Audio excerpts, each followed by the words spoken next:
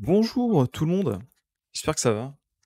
Il est 4h34 du matin. Nous sommes partis dans cette RTC numéro 6 avec Turrican. Comment ça va Turrican? Ça va et toi? Pas Bah trop moi ça va. fatigué? Non ça va, ça va, ça va très bien. Mmh. Bienvenue à ceux qui arrivent dans le chat et on est également avec CBD. Comment tu vas? Salut, ça va? Bon, nickel. Alors une fois n'est pas coutume, je présente vite fait le concept incroyable que le monde entier nous envie pour la RTC. Donc aujourd'hui, on va recevoir donc CBD qui va nous parler de son métier de Data Protection Officer et notamment en quoi ça consiste pour son métier évidemment, mais également pour nous en termes de données personnelles. Et on pensait que ça pouvait être intéressant du coup de recevoir CBD parce que avec ce qui s'est passé pour nous sur Twitch il n'y a pas très longtemps avec le hack des données, ça fait partie de, comme on dit, l'actualité chaude de ta région. Donc ça peut être intéressant d'en parler. Une fois n'est pas coutume, avant de lancer les hostilités, j'ai une petite vidéo à vous montrer évidemment. Et on se retrouve juste après en fait. J'espère que ça va vous faire rigoler. Ça va, Ok. hein? Je me suis introduit dans la base de données. Ok, je vais commencer à hacker. Let's go. Là, je m'introduis dans le Pentagone. Je suis en train d'hacker Google. Là, je suis en train d'hacker Twitch, tranquille. Là, le petit PMI du coin, comme ça, il pourra me faire un petit verre de rosé tous les matins à -50.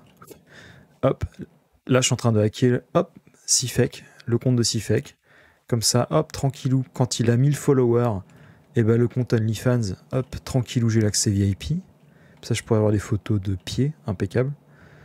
Et je vais aussi hacker le compte de Turrican. Comme ça, je vais avoir les meilleures musiques pour les raids, tranquillou. C'est parti. C'est tout en fait, il n'y a que ça à faire dans le hacking. Putain, on m'avait dit que c'était un truc de ouf. J'ai 2 clics. Oh, putain, l'arnaque.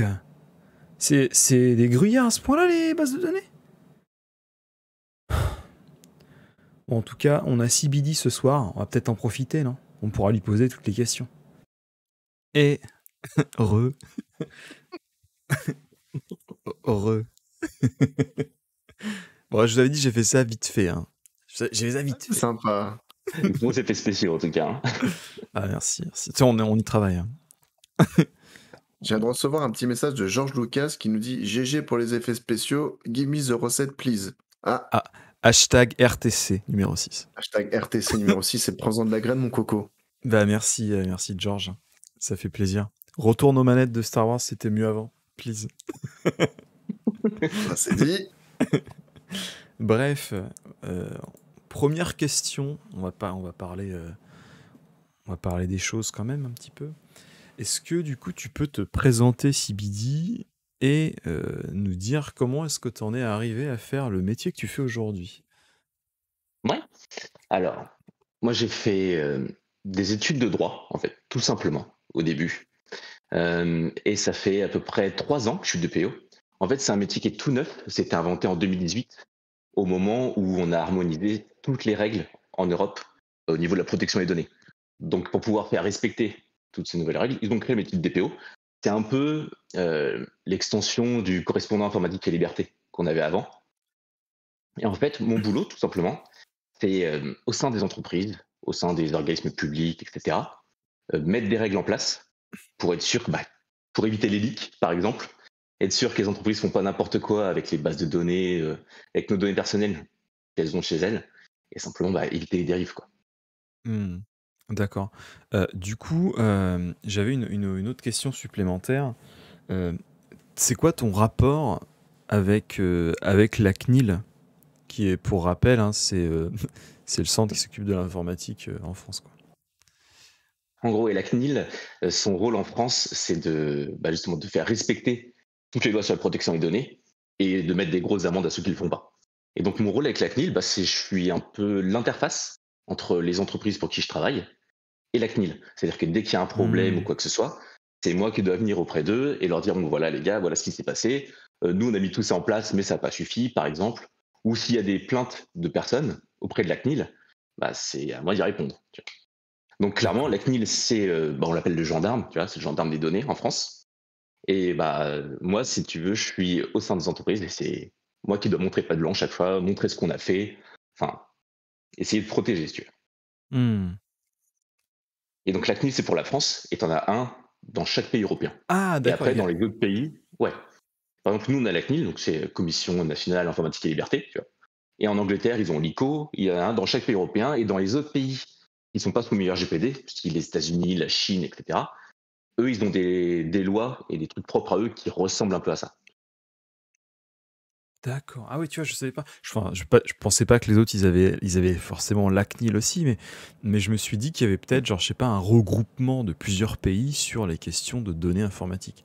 Chaque pays a son propre cabinet, son propre organisme qui s'occupe des données personnelles. D'accord. C'est ça. Et tu veux, au moment quand il y a le RGPD est arrivé en 2018, Oui. il y avait des règles, des lois dans chaque pays. On avait chacun, tu vois, des standards différents pour la protection des données. Nous, en France, on avait la loi informatique et liberté, qui date de 78. Donc ça datait un peu, clairement, ça parlait encore de télécopie, de téléfax, enfin des trucs c'est plus franchement Très d'actualité, actuel. quoi. Voilà, c'est sûr que contre Google, etc., leur poser des règles sur la télécopie, c'était pas évident, quoi. Au niveau des Donc, fax, on était en béton. Hein. la Minitel, c'est clair que c'est ultra carré. Mais donc, ils ont fait un texte européen, donc le RGPD, pour pouvoir mettre tout le monde au diapason. Et donc maintenant, tous les pays d'Europe sont soumis au RGPD. Et ça remplace toutes les règles qu'on avait propres à chaque pays. D'accord. Ok, ok. Turrican, je te laisse prendre une petite question dans le chat. Vas-y, je t'en prie. Ouais. J'ai Tom qui te pose une question. Comment en es-tu venu avec un début de carrière dans le droit, en fait? Est-ce que Comment c'est en es-tu normal? arrivé là, pardon, avec un début de carrière Ouais. dans le droit? Est-ce que c'est un acheminement, voilà, comme il a dit, si fait que normal, ou est-ce que c'est vraiment un truc, tu as commencé, puis tu t'es rendu compte qu'il y avait une petite porte ouverte sur un domaine qui t'intéresse un peu plus, qui est vraiment le dernier domaine qui touche cette branche, en fait? Bah, c'est un petit peu ça. Si tu veux, c'était extrêmement récent quand j'ai terminé mes études, tout ce qui était question de RGPD, etc. Donc c'était vraiment un truc où il y avait beaucoup d'opportunités. Moi, dans mes études, j'ai fait un master 2 de droit de l'économie numérique. Donc c'est-à-dire que j'étais déjà spécialisé un peu dans le domaine, tout ce qui était édition de site internet, édition de logiciels, de jeux vidéo, etc. Ouais, ouais. Donc quand le RGPD est arrivé en 2018, que le métier de DPO a été créé, bah, il n'y avait pas beaucoup de candidats, parce qu'il n'y a pas beaucoup de gens qui étaient spécialisés là-dedans. Donc bah, moi directement, c'était fait pour moi, en gros. Ouais, Ouais, carrément. ils l'ont C'est comme créé ça. juste pour toi, ouais. Ouais. Parce que d'ailleurs, ce qu'on Ouais, dit ils sont pas, dit, c'est que regardez, là. derrière DPO se cache CBD. En fait, faut le voir comme ça. Mais Du clairement, coup, c'est ça, oui. C'était l'élément qui leur manquait pour se dire, putain, les gars, on y paf, va, c'est bon, on l'a. tu sais la fameuse pincée de sel que tu mets comme ça sur l'épaule là. C'est ça, la cerise sur le gâteau, c'est tout. Du coup, Non, mais clairement, c'était un truc tout neuf et il y a beaucoup, beaucoup de place encore. C'est encore quelque chose aujourd'hui? où, ouais, encore aujourd'hui, ouais. En fait, pour être DPO, c'est un peu spécial. T'as pas forcément besoin de faire des études de droit.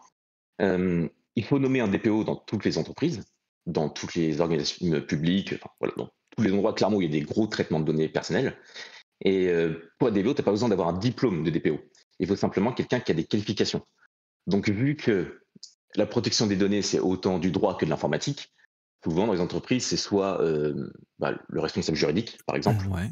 le RSSI, des gens qui sont un peu dans le domaine, mais qui sont nommés DPO, en plus d'être RSSI. Mais le problème, c'est que, bon, vu qu'il y a du juridique et de l'informatique, généralement, ces gens-là maîtrisent qu'un seul côté, qu'un seul aspect du problème.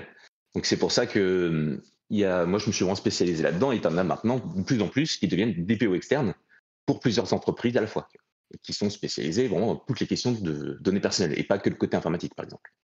D'accord. J'avais une question par rapport à un juriste entre guillemets classique. C'est quoi les spécialités que toi tu as dans ton métier? Mis à part le fait que ça gère les données, je veux dire, est-ce que c'est un autre type de juriste ou alors c'est quand même il y a des passerelles qui peuvent s'opérer entre les deux? Ah non, il y a vraiment des passerelles. Moi, j'ai commencé en tant que juriste classique, si tu veux. J'ai travaillé pour des assurances, j'ai travaillé pour plein de choses. Et après, je me suis un peu plus spécialisé vraiment dans la protection des données au fur et à mesure de ma carrière. Euh, mais clairement, tu peux passer de juriste à DPO. C'est un poste, tu vois. Donc, si tu es assez calé en protection des données personnelles, en sécurité informatique, il y a beaucoup de sécurité informatique. Et après, il y a aussi plein d'autres choses qui sont plus du droit traditionnel, du style les contrats, par exemple. Il y a beaucoup de contrats à revoir avec tous les sous-traitants, avec tout ça. Donc, tu peux vraiment passer de juriste traditionnel dans un secteur un peu plus classique et te réorienter vers DPO après. D'accord, Et d'ailleurs, ok. maintenant, il y a pas mal de diplômes qui sont vraiment spécialisés là-dessus. Avant, ça n'existait pas. Donc, par exemple, moi, quand je suis arrivé en tant que DPO, j'ai eu mon master droit de l'économie numérique, ça se rapprochait assez du domaine. Mais maintenant, tu as vraiment des diplômes de DPO, des diplômes universitaires, des choses comme ça, où c'est vraiment axé sur ces domaines-là, sur ces Hmm. aspects-là. Alors, rappelle-nous, c'est combien d'années d'études juriste? Ah bah. Normalement, c'est 5. Moi, j'en ai fait un peu plus parce que je n'ai pas tout réussi du premier coup. Mais c'est 5 jusqu'au master, quoi. D'accord, mais attends, j'étais Après, tu persuadé peux qu'il y pousser avait, il y encore avait des plus. prépas et tout, quoi. J'ai Alors tellement après, cru qu'il allait dire. Ouais, j'en ai fait plusieurs parce que c'était trop facile. Mais non. non, pas vraiment, non. C'est pas mon style, en tout cas. Donc ouais, t'as pas Non, de mais tu prépa peux, ouais, il y a particulière. 5 années. Ouais, non, non. Après, il y a pas mal d'avocats qui deviennent DPO aussi. Parce que, bon, ils ont déjà de l'expérience. Ça rassure beaucoup les entreprises d'avoir un ancien avocat. Et avocat, c'est un peu plus. Du coup, il faut que tu fasses encore une école après. Il faut que tu passes le diplôme d'avocat. Mais c'est pas nécessaire pour être DPO, par contre. D'accord. Hmm. Du coup, pour un DPO qui est avocat, ça lui offre quoi de particulier? Juste se la péter, non? C'est un meilleur salaire, en gros, parce que tu es aussi avocat et que voilà. Mais non, vraiment, c'est pas forcément ça qui Vous compte, allez mon faire le DPO, tu même vois. travail, en fait. Ah oui, oui, oui, exactement. D'accord. Ouais. Hmm. Très bien. Donc là, on a parlé du nombre d'années d'études. Maintenant, tu me disais que tu étais dans une entreprise, pour le compte d'une entreprise, mais est-ce que tu pourrais travailler en freelance avec le métier de DPO? Ah oui, complètement, complètement. Ah ouais, putain. En gros, Putain, tu euh, confierais les données de ta... Enfin, des entreprises confieraient les données de leur entreprise à un freelance. ouais, ouais, ouais. Waouh. Et en fait, DPO, tu peux soit être en interne, donc comme je disais, prendre un RSSI, un juriste, tu vois, responsable juridique, quelque chose comme ça, ou prendre une boîte de consulting, par exemple, un consultant en externe, qui devient ton DPO, par exemple, pour 1 an ou 2, tu vois, histoire de te mettre en conformité avec le RGPD. Une fois que tu es en conformité, après tu te débrouilles tout seul. C'est D'accord. possible, tu vois. Ou vraiment avoir un DPO en externe à l'année et qui travaille pour une autre boîte. Donc moi, ça m'est déjà arrivé, par exemple, de travailler pour plusieurs entreprises en même temps. Et Mhm. donc, oui, d'avoir accès à toutes leurs données. Après, bon, T'as des t'as clauses, des hein. clauses dans tes contrats, etc., voilà, de confidentialité, t'as pas le droit d'en parler. Enfin, même rien que les noms des clients, normalement, t'as pas le droit de les dire. Enfin, voilà, c'est hyper confidentiel, quand Paul Dupont, excuse-nous. même. Ah, c'est limite du secret médical en fait quand c'est dans le Mm. même esprit, hein, tu regardes. Ah oui, clairement, clairement, c'est dans le même esprit. Et d'ailleurs, dans les données, moi, ça m'est déjà arrivé, par exemple, de travailler euh, pour des mairies dans lesquelles il y avait des cliniques, des choses comme ça, et on a des données de santé de plein de gens. Donc tu sais vraiment, dans ton village, par exemple, qui est malade, qui est atteint de tel X. Il faut être super... ça reste confidentiel, il faut être super secret. Ah ouais, d'accord. Mm. Moi, alors, je Ouais, pensais c'est que plein de c'était choses. un peu crypté pour toi, quoi. Pas toujours. Pas toujours. Des fois, c'est D'accord. crypté, des fois, je peux directement travailler dessus et voir, par exemple, quand il y a des fuites, bah là, j'ai accès à tout, mais bon, ça a déjà fuité, mais tu as accès à tout. Enfin, tu vois les bases de données, tu vois plein de choses. Alors, toi, ça te Et les permet contrats aussi. de savoir, j'ai une question subsidiaire, mais quand il y a, par exemple, une mairie qui s'est fait hacker, on te donne les données. Mm. Toi, ça te sert à quoi de récupérer les données derrière? Ça a déjà été hacké, ça te sert à quoi de les avoir? Bah, savoir exactement ce qui a fuité, savoir qui prévenir aussi. Parce que quand il y a une fuite de données, tu es censé prévenir les gens qui sont concernés par cette fuite, tous les gens dont les données personnelles ont fuité. Hmm. Donc, je vous laisse imaginer par exemple pour Twitch le nombre de mails qu'ils ont dû envoyer. Ouais, Mais mais je tu es pense censé qu'ils ont fait, prévenir tout le monde et sans ils ont dire. l'onglet tous, et hop, c'est parti. Ils se sont pas fous, je pense. Ils ont Ah, pas je dit genre pense. non, mais lui, il s'est pas fait hacker ses données, on va pas le mettre dans la liste. Je Ils pense auraient qu'ils pu sont- cliquer sur partenaire directement, enfin ça aurait été plus facile. Enfin bon, ouais, Hmm. Mais Mais il y a plein de choses comme ça, par exemple. Avec le RGPD, tu as certains droits. Par exemple, tu as des droits d'accès, droits de suppression, tu as des droits sur tes données. C'est-à-dire que tu peux demander à n'importe quelle entreprise dont tu as des données personnelles dans leur base de données, d'effacer tout ce qui te concerne. Par exemple, comme on faisait avec Facebook, par exemple. Facebook, tu peux envoyer un mail et il t'envoie tous tes messages, tous tes posts, etc. dans un fichier PDF. Et ben ça, tu as le droit normalement avec tout le monde. Que ce soit les entreprises privées, publiques, tu peux faire ça avec tout le monde. C'est des droits sur tes données personnelles. Et donc là, par exemple, quand quelqu'un fait une demande de droit pour avoir accès à ces données, bah, moi-même, je vois tout ce qu'il y a dedans. D'accord. Euh, tu bosses combien d'heures par semaine? T'es un, tu veux dire, tu es à l'heure ou alors c'est en forfait? Donc c'est au forfait. Je suis cadre et je bosse tant qu'il faut, parce qu'en plus, il peut y avoir des urgences. Par exemple, quand il y a une fuite, tu peux être appelé à n'importe quelle heure pour essayer d'entrer en contact avec la CNIL, voir ce qui s'est passé. Donc, ouais, il n'y a pas forcément d'horaire. Donc tu peux être amené à être d'astreinte. Quand il y a une crise, ouais, ça peut arriver de travailler tant qu'il faut pour résoudre. D'accord, ok. Tu vois, je savais pas du tout. Très bien, donc voilà. J'ai une petite question comme ça, bête, mais Je t'en prie, on voit vas-y. souvent enfin, à chaque fois je dis une question bête, non, ça reste une question, voilà. Normal, Bah, ouais. à chaque fois dans les films, on dit toujours, tu sais, ah, on va suivre la trace numérique et tout. Est-ce que c'est un vrai truc ou c'est genre la trace numérique, genre, alors là, elle est là, fichier, fake, vidéo, vidéo avec Turrican, ouais, voilà. Est-ce que ça existe vraiment ce truc de comment on appelle ça, comme je viens de dire là, De tracing. de traces numériques, ouais, de traces numériques. Je pense que ça peut exister, ouais, mais il faut quand même beaucoup, beaucoup de données sur une seule personne. Tu vois. Il faut vraiment recueillir beaucoup de choses. Parce que généralement, dans les bases de données, ce que tu as, notamment sur les sites marchands, c'est une adresse, un nom, un prénom, enfin, tu vas pas plus loin que ça. Après, tu as des habitudes de Mhm. consommation, par exemple. Tu as des choses, en recoupant certaines données, tu peux en déduire d'autres. Tu vois. Et c'est notamment D'accord. ça qui intéresse les entreprises maintenant. Ce qui les intéresse, c'est pas forcément ton nom, ton prénom, ton adresse mail. Ce qu'ils veulent surtout, c'est savoir ce qui t'intéresse pour pouvoir t'envoyer du marketing ciblé, savoir dans quelle étape de ta vie tu es, par exemple. C'est ça qui les Ah, intéresse, savoir si tu es marié, si tu vas te. Ils savent très bien, par exemple, que quand tu te maries, quand tu as un enfant ou que tu achètes une maison, euh, tu vas acheter des choses. Ta vie, elle change. Donc c'est à ce donc on moment-là va qu'il te faut, par exemple, attraper les proposer des gens trucs. pour proposer des trucs. Tu vois. Donc c'est ça qui les Mhm. intéresse, c'est savoir où tu en es, qui tu connais, enfin, c'est ça. D'accord. Ouais, Ouais, c'est c'est marrant, fou, quoi. hein. Ouais, Vive ouais. les cookies. ça, ça change pas mal de choses, je pense, depuis que justement c'est grâce au RGPD et tout d'ailleurs qu'on a maintenant les cookies, on peut refuser, choisir, personnaliser. Ouais, mais C'est grâce à l'évolution de ces tellement lois-là. dur. Ah bah ça, Surtout, et puis en face, c'est un sacré lobbying. Hein. refuser, des fois, c'est bien souvent... c'est si tu refuses, ça te ferme la page, hein. Ah, c'est ça, à chaque fois, tu es obligé de Ouais. cibler en disant voilà, alors ça je veux, ça je veux pas, ça je veux, ça je veux pas, ça je veux, ça je veux pas.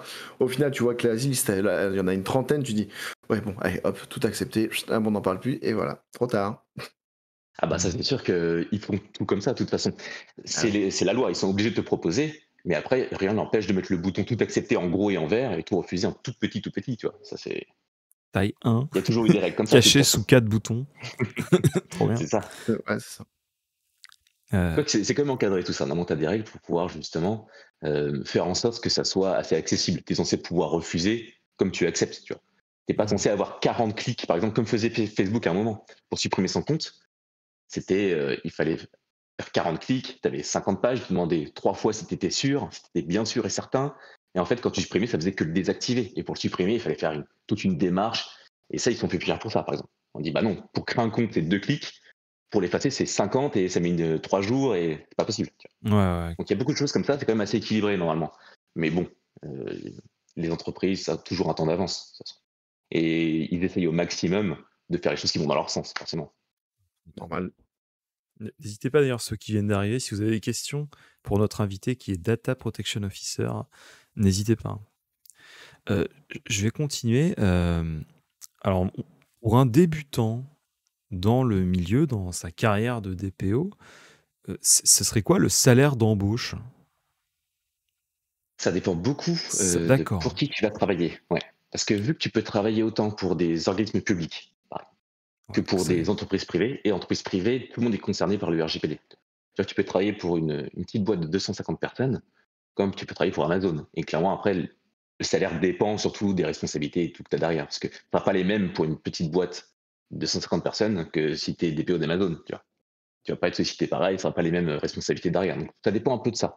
Moi, j'ai fait un peu de tout. J'ai travaillé pour des mairies, j'ai travaillé pour des petites entreprises, des énormes entreprises internationales. Et clairement, c'est souvent l'envergure de la boîte qui détermine ton salaire. D'accord. Mais bon, après, ça Mais reste quand même 50 droits, etc., etc. Donc, voilà, mais je veux tu dire, peux au moins avoir. quelqu'un qui Ouais, commence, de toute façon, ça va être une petite boîte au début, quoi. ouais, Donc, ouais, généralement, ça sera ça. à peu près le salaire d'une petite entreprise, si tu devais faire un truc à la Ouais. louche, ce serait quoi pour un débutant, tu vois? Quelqu'un qui pourrait se dire, Je genre, dirais voilà, je suis en que. études de droit, des PO, ça m'intéresse, mais bon, j'aimerais savoir aussi combien je peux gagner, tu vois? Est-ce que ça vaudrait le coup de pousser Hmm. avocat ou quoi, tu vois? Euh, je dirais que quand tu commences, par exemple, en province, C'est vrai qu'il y a ça débutant, aussi. dans une. Ouais, ouais, bah, ça change beaucoup. Bah oui, Tu peux demander peut-être 25, 30 000 euros, peut-être un peu plus, annuel d'accord. brut, tu vois. Par Et jour. qu'après, quand tu vas sur Paris, enfin, moi j'ai déjà vu des DPO dans Pardonné. ces. J'ai déjà vu des DPO à Paris qui avaient des 70 000, 80 000 euros. Enfin, ça dépend complètement pour qui tu travailles. D'accord. Ok, ouais. Donc, tu vois, effectivement, il y a un peu de tout, quoi. Donc, je Il vais y a un mettre peu de tout. bonjour à tous, hein, ceux qui arrivent. On est avec CBD aujourd'hui, Data Protection Officer. Il s'occupe de la protection de nos données, hein. Euh, et donc, si vous avez des questions pour lui, n'hésitez pas. Prochaine question. Quelles sont les qualités et les défauts requises pour ton travail? C'est-à-dire, bon, à part le fait d'être rigoureux, est-ce qu'il y a des choses supplémentaires? Je dirais qu'il faut être super curieux parce que clairement, moi, tu vois, j'ai un background de juriste. J'ai fait mes études de droit et ça m'arrive assez souvent quand même de me retrouver avec des RSSI, des DSI qui me parlent de firewall, de trucs d'architecture réseau, tout ça. Il faut être assez ouvert, tu vois, il faut essayer de s'intéresser à des sujets qui sont pas forcément les tiens. Hmm. Et il faut être assez patient aussi, parce que mine de rien, la protection des données personnelles, c'est quelque chose, moi qui me parle vraiment, tu vois. Mais ça parle pas à tout le monde. Et j'ai déjà dû convaincre des gens de l'intérêt d'avoir un DPO, et c'est pas toujours évident, hein. Franchement, bah, notamment quand je travaille pour les mairies, aller voir des petites mairies du Loir-et-Cher de 250 habitants, pareil, tu vois, et leur dire voilà, protection des données personnelles, c'est hyper important. Ils me regardaient un peu de travers. Ils se demandaient un peu Non, mais pourquoi vous j'étais savez, là. j'ai rien, moi. J'ai pas de données. C'est ça. J'ai Et pas de téléphone portable, j'ai pas internet à la maison, c'est bon, Nous, on fait tout à c'était la main. exactement ça, hein. C'est je sur fais le tout à la main, calepin madame. que je mets sur le bureau, quoi. Ah bah, c'était vraiment ça, c'était le post-it sous le clavier avec le mot de passe, tu vois, et voilà, ça c'était la sécurité Alors, informatique de la mairie. l'avantage, c'est que tu peux pas te faire liquer tes données si c'est sur un calepin, quoi. À moins que quelqu'un trouve ton calepin. Ouais, Mais en non, vrai, ça. c'est vraiment une bonne pratique. Euh, il vaut mieux avoir un calepin avec tes mots de passe dans un tiroir fermé que, tu vois, avoir toujours le même, par exemple, que tu mets sur tous les sites et qui prend enregistré sur Chrome. Tu vois. Ouais. Question de sécurité, c'est toujours mieux parce que là, il faut vraiment que quelqu'un rentre dans ton bureau, trouve ton calepin. Hmm. De toute façon, j'ai prévu de te poser la question des bonnes pratiques et des bons réflexes, comme on avait vu ensemble, CBD, sur ce qui pourrait justement aider les gens, notamment, par exemple, je sais pas, au hasard Sifek, à se rappeler de ses mots de passe. Moi, je suis vraiment je suis une quiche, hein. C'est-à-dire, j'ai 2 mots de passe, et comme il y a tout un tas de sites qui te demandent des variantes, putain, c'est un calvaire pour moi, hein. C'est une horreur. Je pense un jour, je vais me foutre à, tu sais, One Password, là. Ça va être vite fait, quoi. Du coup, J'espère que tu as changé celui de Twitch d'ailleurs, hein. Ouais, j'ai changé celui de Twitch. Parce que j'ai fait d'ailleurs, Ouais, ils nous l'ont demandé, ouais. voilà, petite info, j'ai combiné 2 de mes mots de passe. Du coup, ça me fait un machin tellement long.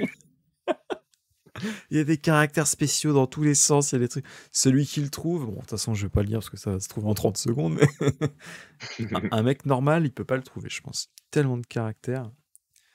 C'est Sif Pornhub 89, enfin 69 plutôt. Non, mais tiens, tu soulèves une question, Sifek. Voilà, on reprend l'exemple de Sifek là tout de suite. Il dit qu'il a combiné par exemple 2 mots de passe. Ok, on va dire que son mot de passe fait 25 lettres, caractères compris et chiffres compris. À D'accord? peu près. Est-ce que sur, je donne une base, est-ce qu'il y a une limite de lettres, de chiffres, de mots applicables sur sur une case en fait? Parce que si jamais il a fait, par exemple, pour lui, il tape peut-être 30 lettres, Mm. alors qu'au final, ça n'en enregistre que 15. Après, ça dépend beaucoup des Tu sites vois où je aussi, veux hein. en venir, en fait? Ouais, Ouais, voilà. ouais. Ça dépend beaucoup des sites. Tu as des sites où ils te demandent juste un mot de passe 8 caractères, pas de trucs spéciaux. Enfin, donc tu es très limité. Et tu en as d'autres qui te laissent le champ libre et tu mets ce que tu veux dedans. Et donc, un mot de passe, plus il est long, plus il est sécurisé. Et après, en rajoutant des choses dedans, des chiffres, des caractères spéciaux, ça le devient encore plus. Tu vois. Mais souvent, oui, t'es dépendant des sites sur lesquels tu t'inscris. C'est eux qui Alors, décident. on va en parler maintenant parce que c'est plutôt intéressant, mais Bien sûr. d'ailleurs, les caractères spéciaux, ça marche pour protéger les mots de passe ou c'est juste un caractère normal en fait Non, non, ça marche vraiment parce que après, ça dépend de la méthode qui est utilisée en face pour trouver ton mot de passe. Mais souvent, c'est méthode alphabétique. Ils commencent avec A, tu vois, et puis ils font tous les mots de passe jusqu'à temps de tomber sur le tien. Et donc, si tu rajoutes des caractères spéciaux, ça augmente énormément la durée pour craquer ton mot de passe. Il y a des simulateurs de ça, il y a des tableaux même sur Internet où tu vois vraiment la différence entre un mot de passe à, par exemple, 2 caractères, un mot de passe à 4, à 6, et tu vois le temps que ça met pour quelqu'un à trouver ton mot de passe. Et rien que le fait, par exemple, de mettre 2 caractères en plus, tu passes de 7 minutes à 7 mois, tu vois, ou quelque chose comme ça. C'est dans ces ordres d'idées-là. Et à la fin, quand tu as quelque chose de 12, 15 caractères avec des chiffres spéciaux, tu peux mettre plus de 10 000 ans à trouver le mot de passe, tu vois, juste en brute force comme ça. Donc vraiment, le fait d'avoir le mot de passe le plus long et le plus compliqué possible, ça change vraiment la donne. D'accord, donc enfin, quand tu dis en brute force, c'est les mecs qui tapent le mot de passe au hasard. Ouais, c'est Ouais. ça, c'est ça. On C'est pas, essaie des c'est, mots de passe au hasard jusqu'à t'en trouver le bon. c'est pas forcément un bot hyper enfin, fait Ah non, pour qui lui va te passer pas des toujours. centaines de milliers de mots de passe par jour. Bah, il faut quand même, je pense, passer par un bot parce que si tu le fais à la main, de toute façon, maintenant, il y a aussi des systèmes de, au bout de 3 essais, ton compte se bloque, des choses comme ça. Tu vois. Des systèmes de sécurité justement pour éviter ça. Mais oui, quand il n'y a pas ce système, tu peux vraiment tenter, et ils font comme ça, ils font des milliers d'essais jusqu'à temps de trouver le mot de passe. Et il paraît que j'avais entendu ça une fois, que le meilleur mot de passe, c'est un mot de passe qui n'a rien à voir avec toi. Tu prends un exemple, Mm. tu regardes, tu dis bleu, bureau, chien, tortue, Et hop. ventre, cheveux, pouce, Ah, Et mais et c'est ça fait, exactement ça. et ça fait un mot de passe de dingue. Bon, toi, tu vas le noter dans un coin pour pas l'oublier, mais j'avais entendu ça. Comme quoi, le Mm. meilleur mot de passe, c'est celui qui n'a rien à voir avec toi.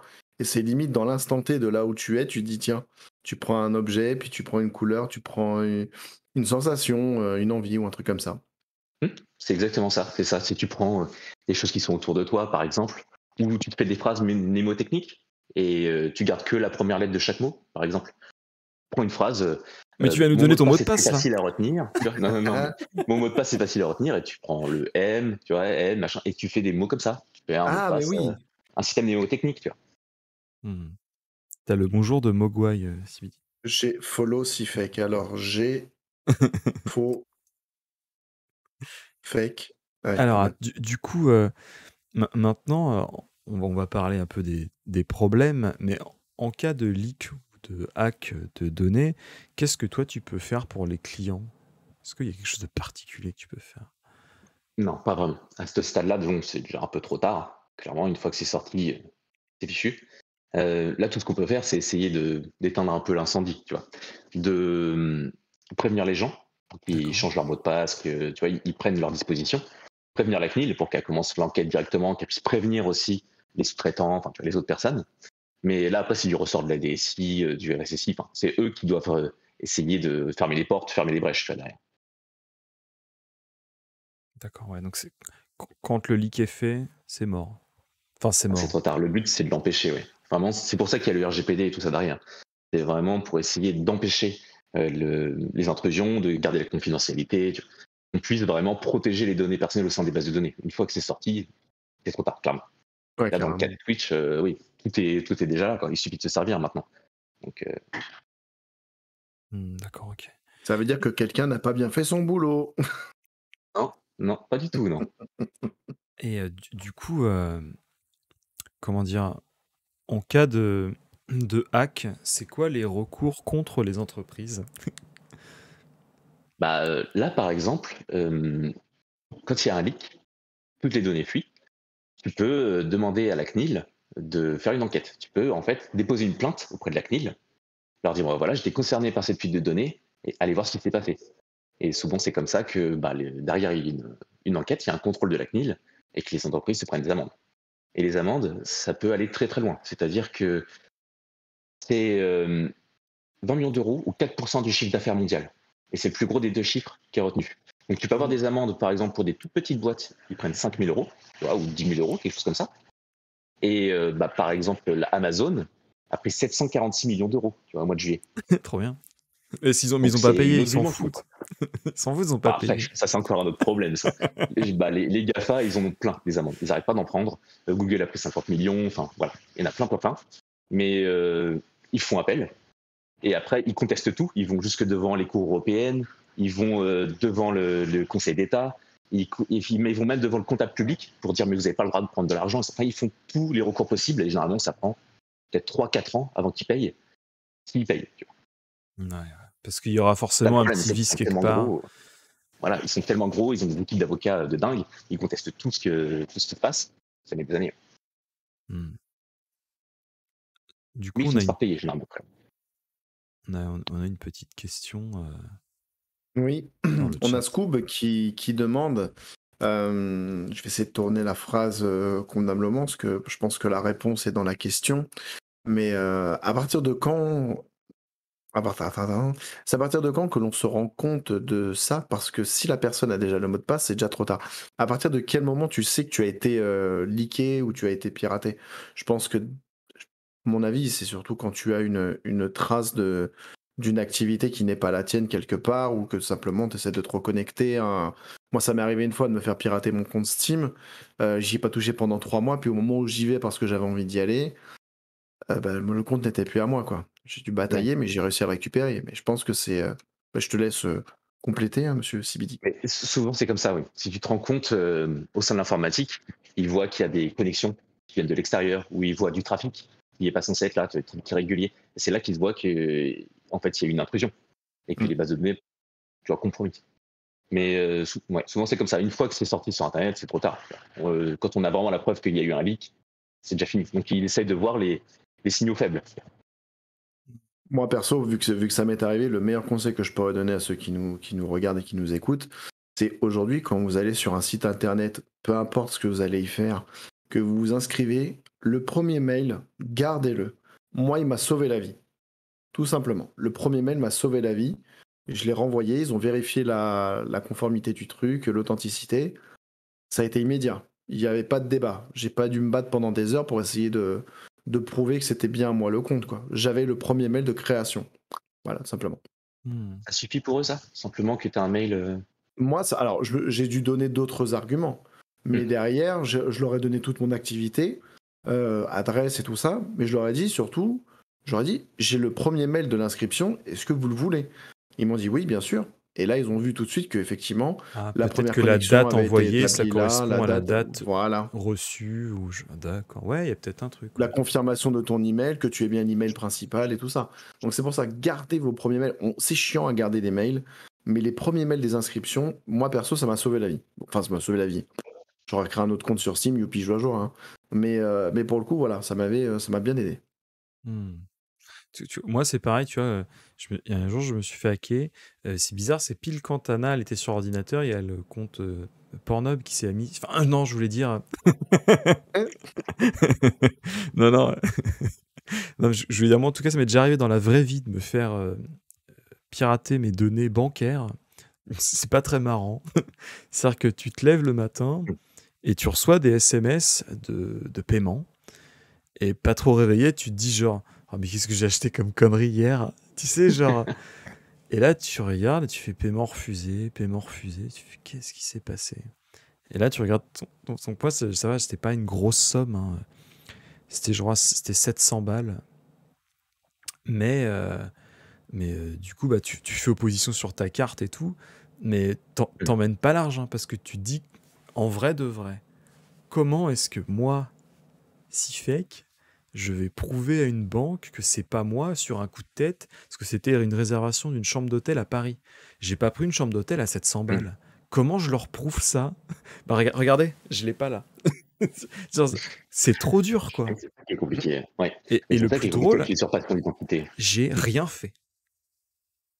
J'ai rien fait. Et 4 jours après, 3 jours après, ils m'avaient remboursé. J'ai jamais su ce qui s'était passé. Hein. Mais voilà, je sais juste que En tout cas, moi, j'ai rien fait de mon côté. Ils m'ont remboursé l'argent. Ça a été très rapide. Mais j'étais inquiet. Je me dis, attends, mais ça se trouve, ils vont penser que genre, tu sais, je suis un peu con et que j'ai pu réserver une chambre d'hôtel et qu'ils disent, bah non, mais voilà quoi. Je sais pas comment ils peuvent se dire. Parce que bon, là, c'était 700 balles, mais euh, pour un particulier, 700 balles, c'est une somme. Mais bon, pour une entreprise, c'est pas, ils s'en tapent, tu vois. Mais je me dis, comment tu peux justifier ça? C'est pas évident, ça. Non, c'est même très compliqué parce que l'usurpation d'identité, c'est ça le problème, c'est que il faut que tu puisses prouver que c'était pas toi qui étais derrière. Et même au-delà de ça, niveau moral, t'as l'impression de perdre le contrôle sur ta vie et c'est vraiment très dur à vivre. Hmm. Bah alors moi, ça va, c'était comme ça s'est résorbé très rapidement et qu'au final, dans tous les cas, tu peux rien faire. C'est-à-dire que c'est pas ton mot de passe qui a été hacké, c'est le mot de passe de ta banque. Donc en fait, tu dis bah c'est eux en fait les fautifs, tu vois. Euh, mais Ils t'ont jamais dit ce qui s'était passé exactement? jamais, jamais. Ça se trouve, je dis ça se trouve en France, j'ai un conseiller qui attend à la porte de mon appart depuis 2 ans là, pour me dire ce qui s'est passé. Et moi, je suis parti. Désolé d'ailleurs si jamais il est sur le chat. Bah, d'ailleurs, je l'ai eu On au l'a téléphone cet retrouvé. après-midi. Il est là. Il est là, derrière le rideau. Est-ce que tu veux ouvrir le rideau ou pas? Euh, euh, du coup, Thierry, on a une question intéressante dans le chat. Je te laisse la prendre, vas-y. Ouais, j'ai hésité à la poser tout à l'heure, mais elle est venue toute seule dans le chat, c'est très bien. Dans quelle mesure est engagée la responsabilité du DPO lorsqu'une entreprise conseillée n'a pas respecté la loi? Est-ce que, en tant qu'entreprise, on peut se retourner contre un DPO? Alors, c'est ça qui est cool, c'est qu'en tant que DPO, t'as pas de responsabilité. Oui, C'est-à-dire Ah, que c'est toi, trop t'es bien. simplement là. Ouais, ça c'est ça. Donc là, t'es simplement là pour donner des conseils en fait. Leur dire voilà, le RGPD demande ça comme standard. Vous y êtes pas encore. Voici ce qu'il faudrait faire. S'ils le font pas, puis pour eux. Tu vois. Simplement, c'est que des indications. Du coup, c'est ça aussi qui est bien, c'est que t'as pas vraiment de hiérarchie. T'as personne qui est là pour te donner des ordres ou pour te mettre la pression ou pour te dire, tu vois, si on le fait pas, ça sera de ta faute, etc. En fait, tu es simplement là pour dire ce qu'il faudrait faire dans l'absolu. Et eux, soit ils suivent tes conseils, soit ils les suivent pas. Et dans tous les cas, s'il y a un problème, s'il y a un leak, ou même simplement une fuite, peu importe, c'est le patron de l'entreprise qui prend la responsabilité. En fait, en fait, vraiment, le DPO, c'est un consultant.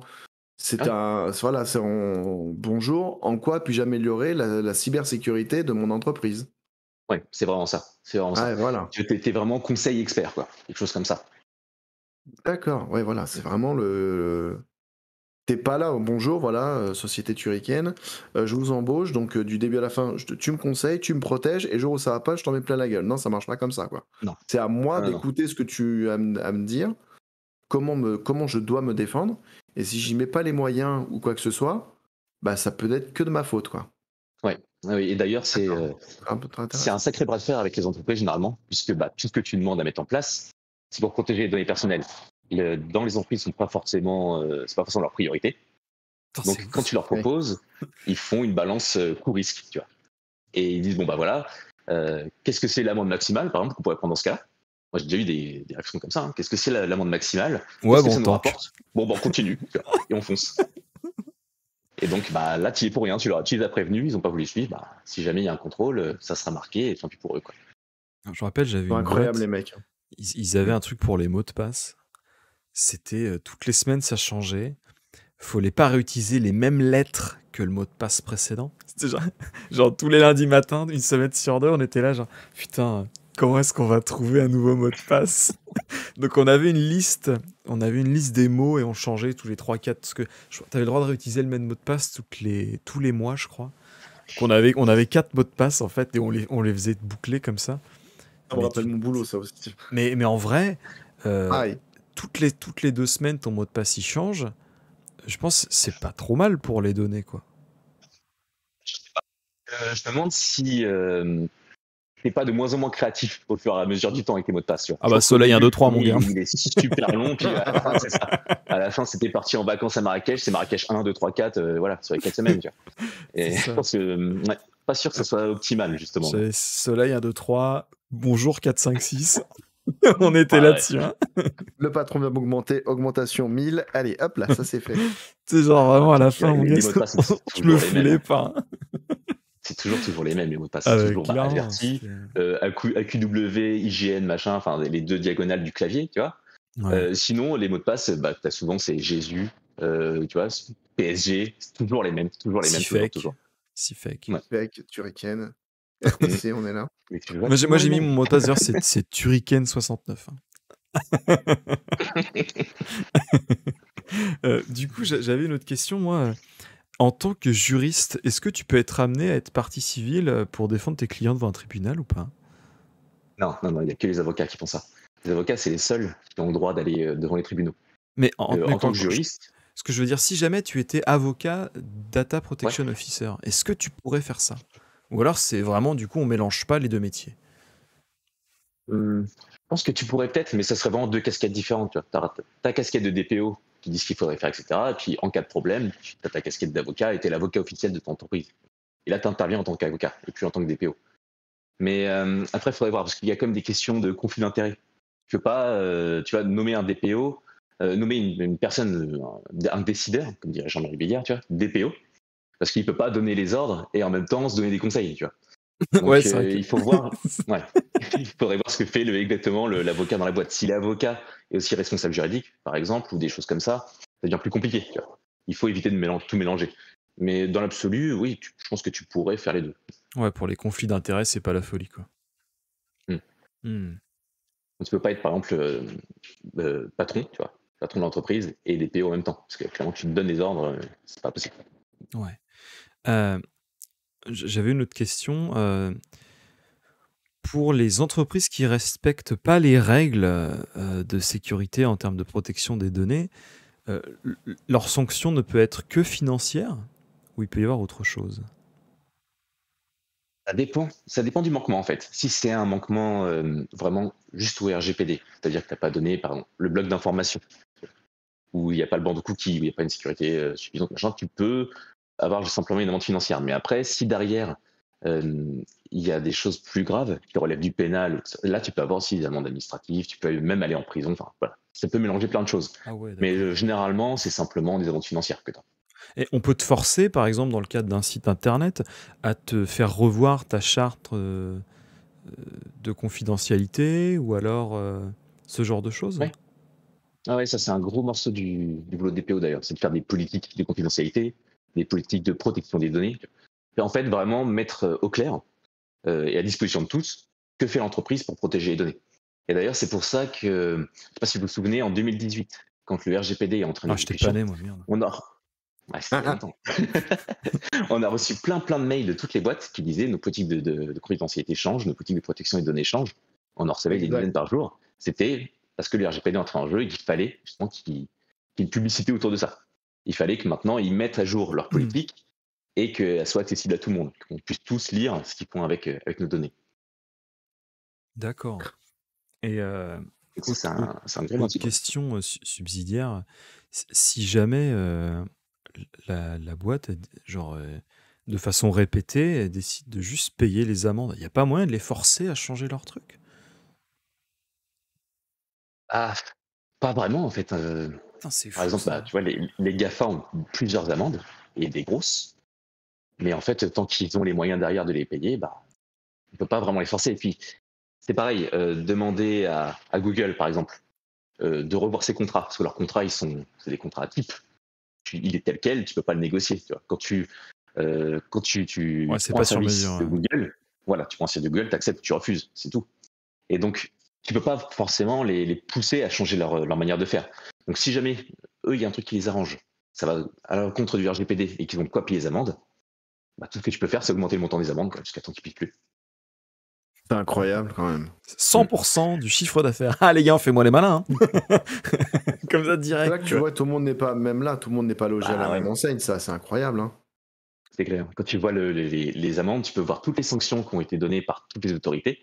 Il y a des sites pour ça où vraiment ils mettent tout dans l'ordre, tu vois, de la plus haute à la plus faible.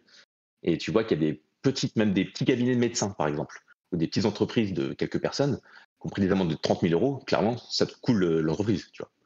Alors que Google ou Amazon, qui a pris 746 millions d'euros, je suis même pas sûr que ça leur fasse grand-chose. Enfin, Bon, Google le bonus, qui prend les gars, 50 c'est millions, 50 vous aurez millions 50 pour eux, centimes en moins par personne. Ouais, c'est ça, la fête de fin d'année, il y aura un peu moins de champagne, quoi, puis c'est tout. Mais de toute façon, à la vitesse à laquelle les choses changent, alors ça, ça c'est une question perso.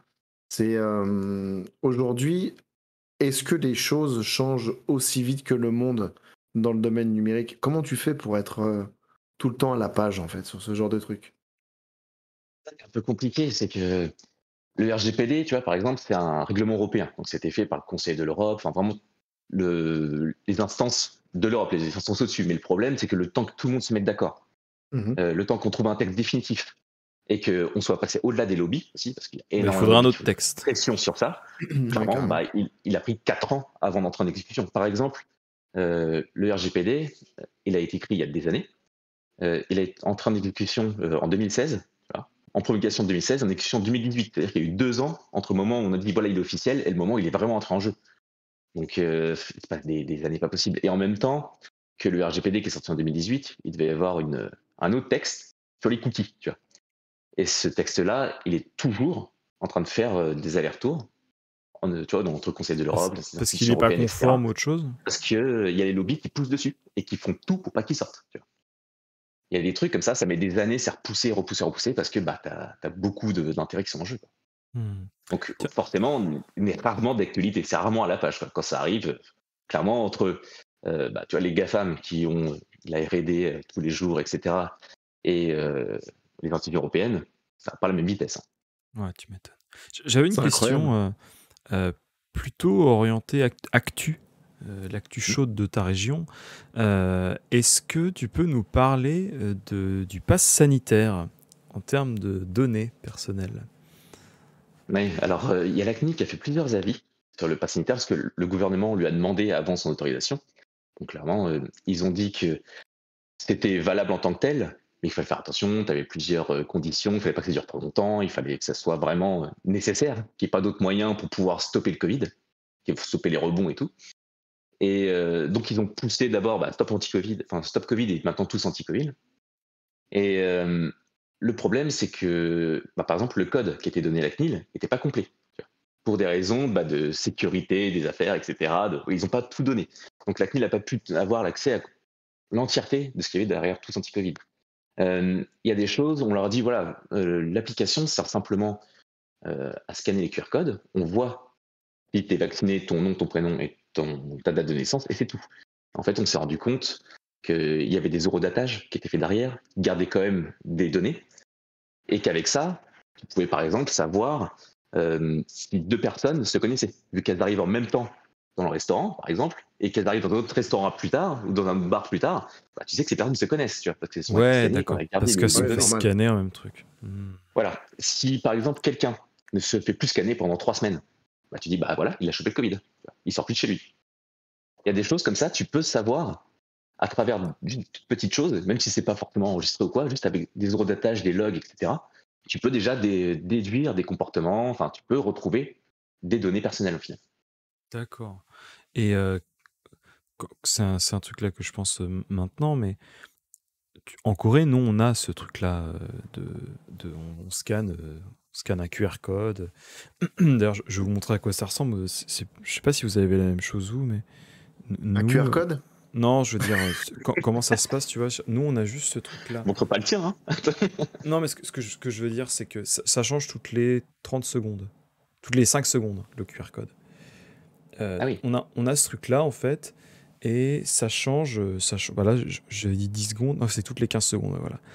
Le QR code change toutes les 15 secondes et, on doit le scanner à chaque entrée de magasin ou de restaurant, s'ils ont de quoi le scanner. Sinon, on doit écrire sur une feuille notre nom, prénom et numéro de téléphone. Ce que ça C'est implique en incroyable la Corée rigueur. Hein. depuis... Comment? C'est incroyable la rigueur, hein, parce que je peux te dire qu'aujourd'hui, dans les restaurants en France, c'est une suggestion maintenant de scanner le QR Ah, nous, code. c'est obligatoire. Ouais. Moi, je le fais parce que je me dis, bon, c'est marrant, tiens, j'ai le téléphone sorti, je vais le faire. Mais tu vois, ne serait-ce que déjà le changement du QR code toutes les 15 secondes, c'est Mm. qu'ils ont déjà anticipé les fraudes que nous, on est en train de se taper aujourd'hui avec les échanges de passes sanitaires. Alors, Extraordinaire. Exactement. oui et non, parce qu'en fait, ce que ça a fait aussi, c'est qu'on a eu une recrudescence des scams téléphoniques. Comme les gens marquent leur numéro de téléphone, Je sais pas si je peux montrer ça à la caméra, mais toutes les semaines, je reçois. En plus, ça va être marqué en coréen, donc vous allez kiffer. Non, Je bah, elle le reçois- fait peut-être pas. Non, mais genre, c'est un message tout bête où genre t'as un message à la con, des arrobases et un numéro derrière. Tu sais pas ce que c'est. C'est genre, en plus, les gens voient pas, mais voilà. C'est ce genre de message là que je montre à la caméra. Ça, Mhm. tout le monde en reçoit toutes les semaines, et ça s'est aggravé depuis la collecte des données par soit QR code, soit où les gens écrivent à la main sur les petits cahiers, etc. Et donc, pour la petite anecdote, c'est arrivé à mon beau-père. Euh, il a reçu un message, il pensait que c'était ma femme, qui lui disait, bah voilà, écoute, là, j'ai plus de batterie sur le téléphone et je suis au garage. On a eu un problème avec la voiture et là, on doit payer le garage. Est-ce que tu pourrais pas, comme là, j'ai plus de batterie, m'envoyer m'envoyer genre des photos de cartes Google. C'est, je sais pas comment ça s'appelle là, comme des Oui, cartes. oui, je vois les cartes prépayées un peu. Voilà, voilà. Ouais. Et bah lui, il a dit, bah attends, mais genre, parce qu'en plus, ce que vous savez, c'est que ma femme demande jamais de thunes à la belle, enfin à sa famille. C'est genre, c'est question d'honneur, tu vois. Donc là, il s'est dit, genre, si jamais elle demande, c'est vraiment qu'il y a un truc. Il l'a fait, et c'était, je crois, 1000 balles. Hein. Donc il a été acheté au petit tabac du coin, 1000 balles de carte cadeau, tu vois. Et bah du coup, bah tu ne peux rien faire. Même si, genre je disais, je suis certain que si c'était le président de la République coréenne qui s'était fait avoir, t'inquiète pas qu'il aurait eu étonnamment un remboursement de ses... Pas un remboursement généreux de la part de Google, hein, un remboursement de la part de ses propres cartes qui ont été achetées, hein, qui auraient été annulées de l'autre côté, ils auraient vu où allait l'argent, et ils auraient retransversé. Non, là il s'est fait baiser, et... et du coup, Et fin de l'histoire, quoi. ouais, fin de l'histoire. Et ça montre surtout que tu peux, en jouant des fois juste avec la sensibilité des gens, tu peux juste les avoir assez facilement. Et là, c'est vrai qu'on est peut-être un peu éloigné de la protection des données, effectivement, comme sujet. Mais bon, voilà, malgré tout, faut un peu se méfier de ce genre de truc. On file nos données parce qu'effectivement, ils en ont besoin pour savoir si t'as pas le Covid ou quoi. Hein. Et si t'es vacciné, en l'occurrence. Mais bah, ça a aussi un petit travers, des fois, où il faut rester un peu vigilant aussi sur le côté, quoi. Ah bah clairement, de toute façon, quand Bien tu sûr. manipules tes données personnelles, il faut toujours être vigilant. Mais là, je me demande, mais comment ils ont fait pour récupérer le numéro de téléphone? Du coup, il était inscrit sur un cahier. Et il était dans le restaurant ou quelque chose comme ça. Ouais, c'est ça. Ou alors, je sais pas si, quand tu mets ton QR code, est-ce qu'il n'y a pas, parce que moi, j'utilise le QR code avec l'application Kakao Talk, qui est l'équivalent de Messenger là-bas, sauf que quand je dis l'équivalent, c'est le truc. Il y a quasiment que ça, en fait. C'est le WhatsApp, tu vois. Il y a que ça. Ouais. Genre, les gens utilisent quasiment plus le téléphone normal, ils utilisent cette application-là. Donc, est-ce que du coup, ils n'ont pas aussi dans ce QR code ton numéro de téléphone pour te rappeler, notamment, si jamais, imagine, tu vas dans un restaurant, à peu près à telle heure, il y a eu quelqu'un qui a été considéré ou qui après s'est fait contrôler, il a le Covid, et bah du coup, ils vont devoir appeler ou envoyer un message à toutes les personnes qui ont scanné leur QR code, et donc il faut bien qu'ils aient ton numéro de téléphone. Ah oui. Donc Mais moi, c'est c'est comme possible. ça que je vois le truc. Après, ça se trouve, c'est peut-être juste à la mano, quelqu'un qui a chopé le numéro de téléphone sur un cahier. C'est vrai que nous, on a eu un peu l'équivalent en France aussi avec les tests. Tous les tests qu'on faisait, antigéniques, etc., ils sont envoyés à une entreprise qui met tous les résultats dans une base de données et tout ça, ça a fuité cet été. Et justement, tu avais les résultats donc de savoir qui était positif ou pas et derrière toutes les données qui allaient avec. Parce que là, dans les tests, quand tu passes un test, tu mets toutes tes coordonnées et tout pour qu'ils puissent te rappeler derrière. Ouais, exactement. Donc là, tu savais vraiment qui était malade et où il habitait, etc. Enfin, tu en savais beaucoup, quoi. Ouais, ouais, ouais. Mais tu vois, ce qui est assez intéressant et peut-être un peu dangereux aussi, hein, c'est que là, aujourd'hui, on donne nos données parce que c'est important, mais les gens, après, faut pas comment dire, qu'ils baissent la garde, tu vois. Là, on donne les données d'un côté, mais quand toute cette situation-là sera un peu résorbée, il va falloir un petit peu se tenir à carreau, quoi. Il va falloir se C'est un peu remettre ce un que petit disait la peu... CNIL, justement. dans ses avis, par exemple, avec tout l'anti-Covid et tout, c'était que là, on a besoin de ça aujourd'hui pour contrer le rebond de l'épidémie. Tu vois. Et il ne faut pas que ça dure trop longtemps dans la durée, il ne faut pas que ça soit trop dans la durée, il ne faut pas que ça soit non plus réutilisé derrière pour d'autres fins. Puisque là, clairement, tu as les données de tous les Français. Tous les Français, maintenant, doivent être vaccinés. Donc, c'est-à-dire que tu as une énorme base de données avec toutes les coordonnées de tout le monde et leur état vaccinal et tout.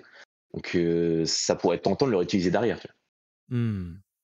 Dans le fond, ils avaient déjà tout ça, rien qu'avec les téléphones portables. Mais c'est vrai qu'aujourd'hui, Ouais. quand tu regardes l'application, tout ce que ça a engendré, c'est vrai que l'information, on va dire que tu avais une information de base, voilà, Turrican, tatata. Mm. Aujourd'hui, tu regardes avec ça, et ben, tu as un complément. Donc en fait, tu as encore plus de data qui au final se réunissent au même endroit, qui donne encore plus de détails. Limite avec les balances connectées, j'ai envie de dire aujourd'hui. Tu regardes, bah aujourd'hui, le mec, il sait que tu vas peser autant de kilos, simplement parce que tu t'es pesé avec ta balance connectée. Mais pourtant, c'est juste un Bluetooth mais c'est un Bluetooth qui enregistre quelque chose sur une application qui, elle, est reliée à un compte, qui est relié à ça, qui est relié à ça. Au final, voilà, le mec est capable aujourd'hui de te dire, voilà, t'es en surpoids, ouais, t'as le diabète, ouais, t'as eu le Covid dans telle personne, t'as tel machin. C'est assez incroyable la vitesse à laquelle les infos mis bout à bout peuvent te créer une chaîne, l'histoire d'un homme, quoi, Ouais. simplement. Ah ben clairement, clairement. Et je vous laisse imaginer par exemple avec les assistants style Alexa, par exemple, Oh là. Google Home, etc. Du coup, ils savent exactement ce que tu aimes en musique, ce que tu achètes, ce que tu as envie de manger, combien vous êtes à la maison, quand est-ce que vous êtes à la maison aussi. Est-ce qu'il y a des gens la journée qui sont là? Si Alexa est jamais allumé entre 9h et 17h, tu dis bon, bah, le mec il travaille. Alors, si c'est allumé, c'est-à-dire qu'il est au chômage. Tu vois. Tu peux savoir combien il y a d'enfants, tu peux savoir plein de trucs juste avec Alexa à 30 balles. Putain, c'est ouf. Après, Euh, ouais, voilà, moi je sais que Alexa, ça m'avait fait vriller parce qu'il y a eu toute cette histoire au début où les gens disaient ouais, ils vous écoutent toute la journée. Alors c'était faux, c'était pas ils vous écoutent toute la journée, c'est juste que quand tu parles, ton enregistrement était, ta demande était enregistrée pour performer le logiciel. Et c'est vrai qu'à un moment, je me suis écouté et je me disais, allez, sur une demande concrète, il y avait une vingtaine de conneries qui étaient dites juste avant, tu vois. Et j'étais juste en train de me dire, ah ouais, mais tu entends toutes les conneries, les saloperies que j'ai pu lui dire à Alex, à mon Google et tout. Mais bien Par exemple, entendu, non mais juste on peut, pour les on peut gens sur le chat. supprimer. Bah, par exemple, tu lui dis d'allumer la lumière, tu fais, hé gros con, allume la lumière. Eh oh, tu m'écoutes gros con. Et puis tu te réécoutes, tu dis, j'ai vraiment dit ça 10 fois moi. Putain, la vache, je vais me faire chier. L'autre fois, pour déconner, je lui dis, j'ai gueulé, oh mon gueule. Et là, t'as Google qui se met en marche, fait. Putain, mais alors le truc, il est vraiment sensible, quoi. Tu vois, c'est des détails, mais en Mm. fait, cette option, tu découvres après qu'elle peut être désactivée. Tu peux continuer à l'utiliser, c'est juste qu'il t'annonce que la performance de ton logiciel va être moins bonne parce que ta voix ne va pas être décryptée de la même manière. Mais t'as envie de dire, il y a un voice match, n'importe quel pèlerin vient à la maison, dit OK Google, le truc va s'allumer, quoi. C'est ça, c'est ça. C'est ça, c'est Là, incroyable. c'est toujours, ils essaient de s'arranger de toute façon. Ils Oui. essaient toujours, tu vois, d'essayer de faire le plus précis possible et que tu touches pas trop aux paramètres. Quoi. Donc, Eh Mais oui. d'ailleurs, moi je pensais à ça. Est-ce que les gens s'inquiètent pas pour rien? Genre, quand je dis pour rien, je veux dire, on met déjà de base nos données un peu partout. Est-ce que c'est pas juste un truc de plus et là, parce que ça touche au domaine médical, ça y est, les gens ils font ah mon Dieu, mais quand on file nos données à Facebook, à Twitter ou autre, bizarrement ça chiale pas quoi. Quand il Même s'agit de Google avec mettre ta localisation. mm. c'est genre quand c'est sur Instagram, il y a pas de problème, mais quand c'est Alexa, les gens ils sont en PLS. J'ai l'impression qu'il n'y a pas aussi un petit peu de poids de mesure sur ça. Ah bah si, complètement. Ça dépend des scandales, ça dépend de. Il y a des gens qui sont bien plus sensibles, par exemple, sur les questions d'argent que sur le reste. Tu vois. Je pense que la plupart des Français préféraient qu'on divulgue leur adresse postale que ce qu'ils gagnent à l'année. Tu vois, il y a des choses, ça dépend vraiment de la donnée, ça dépend de qui les a, ça dépend du nombre aussi, de la masse. Tu vois, ça dépend de beaucoup de choses. Hein. Mais clairement, oui, les gens sont plus ou moins sensibles, ça dépend. Et ça varie dans le temps aussi. Hein. Hmm. Maintenant, depuis le Covid, par exemple, grâce entre guillemets au pass sanitaire et tout, les gens se sont beaucoup intéressés justement à ces questions de données personnelles. Alors qu'avant, beaucoup moins. Donc au final, ouais, ça a peut-être eu des effets un peu positifs sur les données perso des gens, quoi. Hmm. Hmm. Maintenant, les gens essaient de faire un peu plus attention. Pareil, il y a une prise de conscience, tu vois. Avec on entend parler de fuite sans arrêt. Il y a toujours des leaks chez Facebook, chez Google, enfin, dans tous les sens. Maintenant, les gens commencent à faire un peu attention On vérifie qu'il y a bien le cadenas sur l'URL. Enfin, tu vois, ça commence un peu à prendre. Le Mais HTTPS. voilà. Mais on est en 2021, tu vois. Il était temps. Hmm. Est-ce qu'on peut parler des bonnes pratiques et des réflexes qu'on pourrait avoir en matière de protection de données? Après, il y a des choses assez connues, du style le post-it sur la webcam, par exemple. Ça, c'est quelque chose qui est, en vrai, qui est assez commun, de se faire hacker sa webcam, mais les gens regardent chez toi, pareil, pour les mêmes raisons. Donc, Savoir c'est pas, qui est c'est pas une là. légende urbaine alors. Non, non, c'est vraiment pas une légende urbaine. Et pour savoir qui est là, savoir comment c'est fait chez toi, savoir plein de choses comme ça. Euh, Ça, c'est quelque chose L'horreur, qu'on ouais. peut vraiment faire. Ouais, ouais, ouais. Après, les mots de passe, le top du top, c'est d'avoir un manager de mots de passe, un trousseau, du style KeePass. Tu vois. KeePass, c'est gratuit, c'est open Attends, source et tout. attends, qui passe? C'est bon, voilà, j'ai un nouveau copain, il s'appelle Qui passe. Non mais mon gars, c'est bon quoi. Qui passe? Et ça, vraiment, Passe ça sauve des vies, KeePass. Bah Hein. voilà, c'est bon, c'est parti, Et, ce soir c'est téléchargé. n'importe qui peut le mettre, c'est assez simple à utiliser. Ouais. Et clairement, tu mets une fois ton mot de passe dedans, et après, juste en faisant une combinaison de touches, ça t'auto-remplit les champs, tu vois. Ça t'auto-connecte, quoi. Donc, tu n'as besoin de Ah, toucher à c'est rien. une clé, c'est ça. Hein. Ouais, ouais, ouais. Tu peux créer les mots de passe à partir de KeePass, et il te dit s'il est assez fort, tu vois, le nombre, la puissance du mot de passe en bits, Ouais. si il est assez fort, s'il tient le coup. Enfin, donc tu peux vraiment booster la sécurité de tes mots de passe, tu vois. Donc ça, c'est une super bonne pratique. Putain, ça c'est trop bien. Parce que moi, tu sais, je voulais One Password. Hmm. Et je me disais, putain, c'est payant. Alors, Ouais. pas que mais je veux dire, La plupart. genre, je me dis, merde, enfin, genre, je veux juste un espèce de générateur de mots de passe un peu. Parce qu'en fait, je vais être honnête, on a un truc en Corée qui est super cool quand tu fais des achats en ligne. Alors, ça se trouve, ça existe partout dans le monde, mais moi, j'avais pas ça avec Crédit Agricole. Hein. C'est que ça te donne un numéro de fausse carte qui est utilisable Ah oui. juste pour un Ouais. achat. Ouais.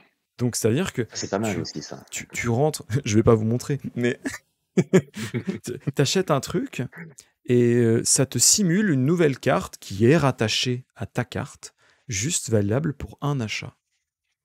Il y a plein d'entreprises qui font ça maintenant. Bah, les banques, Je trouve ça trop bien. les services de micro-paiement style Lydia, par exemple, ils font des cartes virtuelles que tu peux utiliser qu'une seule fois et ça t'évite de mettre ta propre carte, ta vraie carte bleue dedans. Ouais. Donc ça, c'est pas mal. Il y a des choses comme ça que tu peux mettre en place, c'est assez facile et ça limite beaucoup les risques. Donc les mots de passe, les cartes. Après, il faut faire attention en général aussi à ce que tu envoies par mail parce que les mails sont très très souvent interceptés. Et quand tu mets des pièces jointes non cryptées, enfin tu vois, non chiffrées dedans, les gens récupèrent tout ce qu'il y a. Donc ça, il faut faire attention, essayer de faire des zips avec des archives avec des mots de passe, enfin, essayer de blinder un peu ces mails quand tu les envoies. Et si possible, pas utiliser Gmail, tu vas pas utiliser les grands services. Ah ouais, Il y a putain, d'autres moi choses qui j'utilise sont. Gmail et Hotmail. Bah, tu te dis, par exemple, Gmail, il te propose des réponses personnalisées, tu vois. Ça veut dire qu'il lit tous tes messages, clairement. C'est vrai. Donc, vrai. rien que ça, tu vois, ça rassure pas trop. Il y a des choses qui existent, par exemple ProtonMail. ProtonMail, ça a été développé par CNRS. C'est donc pareil, open source, gratuit, tout ce que vous voulez. Et Je c'est check. hyper sécure. ProtonMail. Ouais. Déjà, le nom, J'en connais un qui est ça en a un train de petit télécharger côté. des trucs. Hein. Non, mais Donc ça, c'est attends, pas mal, tu vois. sifec.pro@protonmail.com, ça sort dans pas longtemps. Ah, bête, hein. Ils font pas mal de choses en plus en déconnecté, tu vois. Donc, t'es pas constamment connecté au web. Et du coup, ça limite beaucoup tes interactions avec les gens de l'extérieur. Ah, Pas tu comme peux qui écrire passe tes d'ailleurs. messages hors ligne. Ouais. D'accord. Tu peux faire la plupart de tes activités hors ligne et te connecter juste pour envoyer les mails, par exemple, ou les recevoir. Tu vois. Et qui passe, c'est la même chose. Les bases de données de tes mots de passe sont sur ton PC chiffrées. Tu vois. Elles sont pas sur un cloud ou ailleurs. On ferait pas une RTC spéciale les bonnes actions à adopter au numérique aujourd'hui. Donc, on oublie Gmail, Mm. on passe à Proton. Vous avez des problèmes de mots de passe? Prenez qui passe. Non, mais Nous en avons un vrai, expert pour vous aujourd'hui. CBD est là pour vous. c'est trop bien parce que c'est du concret, tu vois. On parle pas de Google ou de machin qui sont à Ouais. milieu de nous et au final, oui, ça nous concerne, mais on sait pas ce qu'ils vont faire avec nos données, les gens. C'est toujours ça le truc. C'est si tu savais, bon bah voilà, c'est des données bancaires, ils vont les utiliser, je sais pas, pour faire des achats. Là, c'est concret. Là, bah trop cool, ils ont pris les données, mais pourquoi faire? On n'en sait rien. Là, c'est du concret. Changer la boîte mail, tu peux le faire dès demain ou dès ce soir. Qui passe? Moi, je vais le faire là. Hein. Parce que j'en étais à venir, je vais être honnête, hein, j'avais même du mal à me rappeler, parce que j'ai une mémoire éclatée, hein. J'avais même du mal à me rappeler mes codes de carte bancaire. J'en étais venu à avoir une application de coffre-fort où je prenais en photo ma carte bancaire et j'écrivais à la main le mot de passe. Je prenais la photo et avant de payer au restaurant, j'ouvrais l'application et je regardais en fonction de quelle carte bancaire, quel mot de passe, quoi. Ah J'en oui, étais à faut ce pas perdre point-là. ton téléphone, hein. Bah non, bah non. Tu imagines le truc, quoi. Ouais, Donc, parce que si t'as qu'un code PIN entre toi et tous tes codes de mot de passe, enfin tous tes codes de carte bleue, faut alors avoir confiance l'avantage, quand c'est même. que ça se déverrouille au visage, l'application. Ah, Ouais, puis s'il y a quelqu'un qui a une photo de toi, il a juste à ouais. la mettre devant et ça sera pareil, hein. Ouais, bon après ça. Non mais en vrai, je suis J'aime d'accord. bien, je donne des astuces en live. Non mais je suis d'accord, mais ça fait beaucoup de trucs, tu vois. Ouais, ça fait beaucoup de choses à avoir quand même, ouais. Mais en général, de toute façon, il vaut mieux éviter de mettre des mots de passe, tu vois, des choses vraiment confidentielles sur des appareils mobiles, hein, parce que les appareils mobiles, ça se perd hyper facilement. Et il y a eu des gros problèmes et des amendes de la CNIL et d'autres autorités dans d'autres pays à cause de ça. Par exemple, il y a un employé de l'aéroport d'Heathrow à Londres qui a perdu un PC, et sur le PC, il y avait toutes les données de l'aéroport. Tu vois. Il l'a laissé sur une chaise, il est parti. Non mais le gars, quoi. Ben, ils ont pris des amendes derrière de plusieurs centaines de milliers de T'as livres, l'impression que c'est etc. fait Parce exprès, que quoi. fuite de données, quoi. Mais ça arrive tout le temps, des gens qui oublient des PC dans des trains, dans des taxis, et sur les PC, ils sont pas forcément chiffrés, et dessus, bah, t'as des bases de données, des accès, t'as plein de trucs. On a l'impression Donc, qu'ils font exprès, les gens. ça arrive vite, hein. Ça arrive Ouais, vite, ça tu peut vas à aller un très vite. café, tu te fais voler ton PC, et voilà, Ah, terminé. J'ai les données du Pentagone sur mon téléphone. Tiens, si je le laissais en évidence sur la table, je sais pas, tu peux pas ça le arrive laisser super au souvent. bureau. Déverrouillé, bien sûr. Déverrouillé, non mais. Déverrouillé, Regarde, hein. Jeff Bezos a réussi à se faire pirater son téléphone. Donc, comme quoi, tu vois, même les mecs les plus surveillés du monde, etc., tu fais pas attention à tes appareils, en Alors, général. enfin, tu dévoiles un peu secret de Polichinelle, mais genre, je crois que c'est moi et Turrican qui avons hacké les données, hein.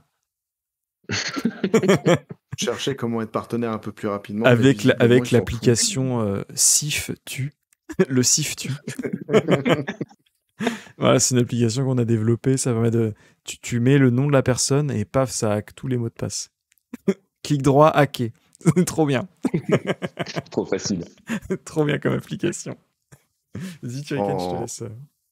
en parlant de Jeff, on va en venir au gros du lourd du sujet de ce soir. On aimerait que tu nous parles de ton point de vue, Mm. de ta vision des choses, de ce qui s'est passé sur le hack qu'a subi Twitch, justement. Est-ce que tu as des infos, comment on appelle ça, des points Des insights. à apporter, ouais, des trucs voilà, qui pour rassurer peut-être les gens qui passent par là, qui se disent ah, je me suis lancé sur Twitch, bah, je vois que ça se Ouais, fait c'est vrai. hack, voilà, tu vois, ça peut peut-être essayer de rassurer un Ouais. peu la population, ou carrément si tu as envie de détruire le game, Jeff nous regarde comme à toutes les RTC, donc nous, Bonjour à toi, Jeff. t'écoutons. On t'embrasse, Jeff, hein, comme toujours. Bah, moi, de ce que j'ai lu, c'est pas hyper rassurant. Après, je sais pas Merci si à c'est toi. les gens qui vont tous tu vois, qui ont tous le même ton, qui vont tous dans le même sens. Mais de ce que j'ai vu, de ce qui a fuité de chez Twitch, il y a énormément de choses quand même. Bah, t'as tous les salaires des Twitchers, ça, on le savait, tout le monde en a parlé. Mais t'as aussi beaucoup plus de choses derrière. T'as toutes les bases de données, t'as tous les projets internes de Twitch. C'est-à-dire qu'ils travaillaient sur des projets, même en sous-marin, etc., qui n'étaient pas du tout publics. Et maintenant, tout a été révélé. Donc là, clairement, c'est des années de travail et même sur le futur, tu vois, des projets qui étaient en cours, je ne sais pas s'ils vont pas les abandonner ou quoi, tu vois. Et Alors, clairement, incroyable, je te coupe 2 secondes, incroyable, c'est que de mon point de vue, hein, je donne peut-être que Sifek avait le même, c'est vrai que le premier réflexe égoïstement, ça a été waouh, nos données à nous. Mais derrière, ça, c'était l'arbre qui cachait la forêt. Il y a Twitch qui a été piraté, c'est pas ah ouais, que le segment des streamers, hein, c'est vraiment Twitch, ok, dans son intégralité. Là, ah oui, c'est complètement ouvert, ouais. tu vois, comme quoi j'étais pas au courant de tout, mais égoïstement, je pensais qu'à nos data, Canaux data aux à utilisateurs, nos- ouais. ouais, voilà, tu vois, Ouais. même les viewers et tout ça, quoi. Ah ouais, carrément, vas-y, je te laisse Ah ouais, continuer, ouais. excuse-moi. Bah, tout ça, ça a fuité, ouais, tout ce qui est rapport aux viewers et aux créateurs. Mais oui, derrière, il y a aussi toute l'architecture de Twitch. Et maintenant, bah, moi, j'ai vu plusieurs personnes dire, ça y est, Twitch, c'est la première plateforme de streaming open source, quoi. Genre, tu peux Ah vraiment te putain. servir dedans et reprendre, par exemple, l'encodeur de Twitch, tu vois. l'encodeur de Twitch qui gère vraiment le flux de la connexion. Et Ouais, grâce à le ça, buffering, ouais. voilà, il est super avancé chez Twitch. Et grâce à ça, bah, tu as toujours une vidéo top, peu importe d'où tu streams, etc. Et ben ça, ce truc-là, maintenant, c'est disponible pour tout le monde. C'est-à-dire qu'une entreprise qui veut lancer un Twitch parallèle, tu vois, lancer un concurrent, bah, il a un Mixer en encodeur, quoi. C'est PLS. cool. Mixer, ils avaient... Putain, il y a Putain, plein de choses comme ça. on a coupé trop tôt, on aurait pu avoir un putain de truc.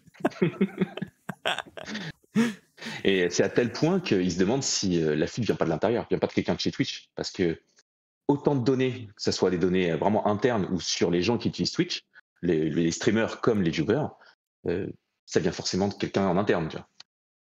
Ils ne savent pas comment ça pourrait venir Alors, de l'extérieur. Tu peux pas avoir accès à autant de choses. Question, est-ce que, alors, c'est peut-être rien, mais est-ce qu'ils peuvent trouver qui c'est ou c'est peine perdue? Ah, je pense qu'ils vont le trouver hein, quand même parce que Oh à mon putain, avis, le gars, il là, devait pas être bien là. ah bah ouais, Il doit pas bien sur le coup. Je dormir. pense que t'as le FBI sur le coup, t'as tout ça. Hein.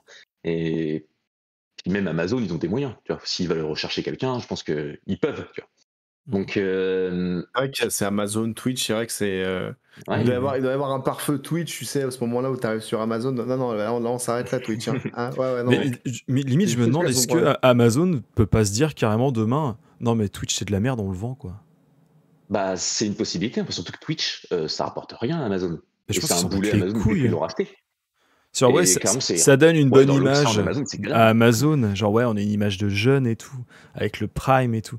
Mais est-ce qu'ils en ont pas rien à foutre? Et ils pourraient pas se dire demain, non mais c'est géré par des guignols, ça dégage quoi. Non mais je veux dire, je dis ça de façon un peu crue, mais est-ce qu'ils peuvent pas se dire, attends, à chaque fois, tous les ans, il y a des problèmes avec Twitch. Oui, on est la première plateforme de streaming, mais bon, c'est éclaté comme système le streaming. Est-ce qu'on pourrait pas juste dire ça dégage de chez Amazon quoi? Bah, clairement, il y a plein de gens, les experts que j'ai lus, etc., qui se demandaient si Twitch n'était pas mort à cause de ça. Parce que même au-delà de ça, qui va faire confiance à Twitch maintenant? À se dire, bon, bah, c'est bon, moi j'y vais, je suis créateur, je me lance. Oui, mais qui dit que ton salaire va pas être révélé tu vois, dans 2 mois ou quelque chose comme ça? Quand on voit par exemple avec WhatsApp ce qui s'est passé, où tout le monde a migré vers Signal et tout, on savait pas trop au niveau du changement de politique de confidentialité, ça pèse toujours sur WhatsApp ce genre de choses. Facebook pareil, avec tous les scandales qu'ils ont eus. Maintenant, les gens ont un peu de remords à faire confiance à Facebook.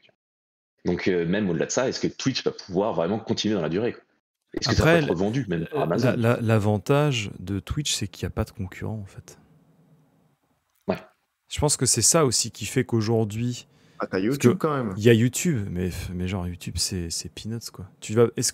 En vrai, est-ce que ça te viendrait à l'esprit de dire, je vais regarder un stream YouTube, je vais regarder une vidéo YouTube, Ouais. mais un Ça m'est stream arrivé, YouTube ou un live, c'est pas encore aujourd'hui. Hein. Genre dans la tête des gens, Live YouTube, genre c'est plus des youtubeurs quoi. Ouais, c'est ça, ouais. Tu vas sur YouTube pour regarder des vidéos, tu vas sur Twitch pour regarder un live, tu vas sur la radio pour écouter un direct. Tu vois, je pense que chaque média a un petit peu son canevas, terrain de jeu. guillemets. Ouais, son terrain de jeu. Et je pense que YouTube est encore un peu... Et je pense que pendant longtemps, hein, ils vont garder leur casquette de... YouTube, c'est la vidéo. C'est pas du live. Ouais, mais t'es pas à l'abri que demain, YouTube se dise, bon, Twitch est un peu en PLS, et si on pourrait tenter de faire un YouWitch ou un truc comme ça, tu vois. Par exemple, tous les gens qui ont migré de WhatsApp vers Signal quand il y a eu le scandale, ils pourraient très bien faire la même chose, dire bah voilà, nous chez YouTube Live, on n'a jamais eu de problème. Tu vois. Quand tu regardes un mec Respect, il a quitté Twitch pour aller où? De qui j'ai pas entendu? Disrespect. Il a été ban de Twitch. Derrière, il a rebondi. Il est très bien là où il est. Hein. Je crois qu'il est sur YouTube. On sait pas pourquoi il s'est fait ban. YouTube, moi je crois qu'ils l'ont racheté. Hein. Il s'est fait ban pourquoi, lui? Il l'a su, mais il l'a su il y a pas longtemps, je crois. Et la raison était, j'ai pas lu le truc en entier, mais il a su pourquoi il avait été ban et il aurait complètement pété un câble parce que ça n'avait ni queue ni tête, quoi. Mais je pense que là où il est aujourd'hui, il s'en tape. Il est au sommet de sa forme. Il est sponsor de partout. Il vit sa meilleure vie. Hein. De toute façon, c'est pas le genre de personne que je vais plaindre, quoi. Mais en tout cas, tu te dis, ce genre de personnes qui sont extrêmement populaires, et là je pense notamment à Zerator qui 44e mondial des plus grosses fortunes de Twitch. Quand tu vois le gars faire ses petits lives de Warcraft ou je sais pas quoi, tu peux pas imaginer le chef d'entreprise que c'est derrière, quoi. Par contre, ça, c'est fou, C'est quoi. ça. Mm. Le mec, Ouais, il est ouais. en Moi, j'y t-shirt pense souvent quand claquette, tu le vois. t-shirt Crocs, Ouais, là, et derrière, ça gagne des millions parce il a cette attitude, il a gardé à peu près, en tout cas, la même attitude malgré les millions.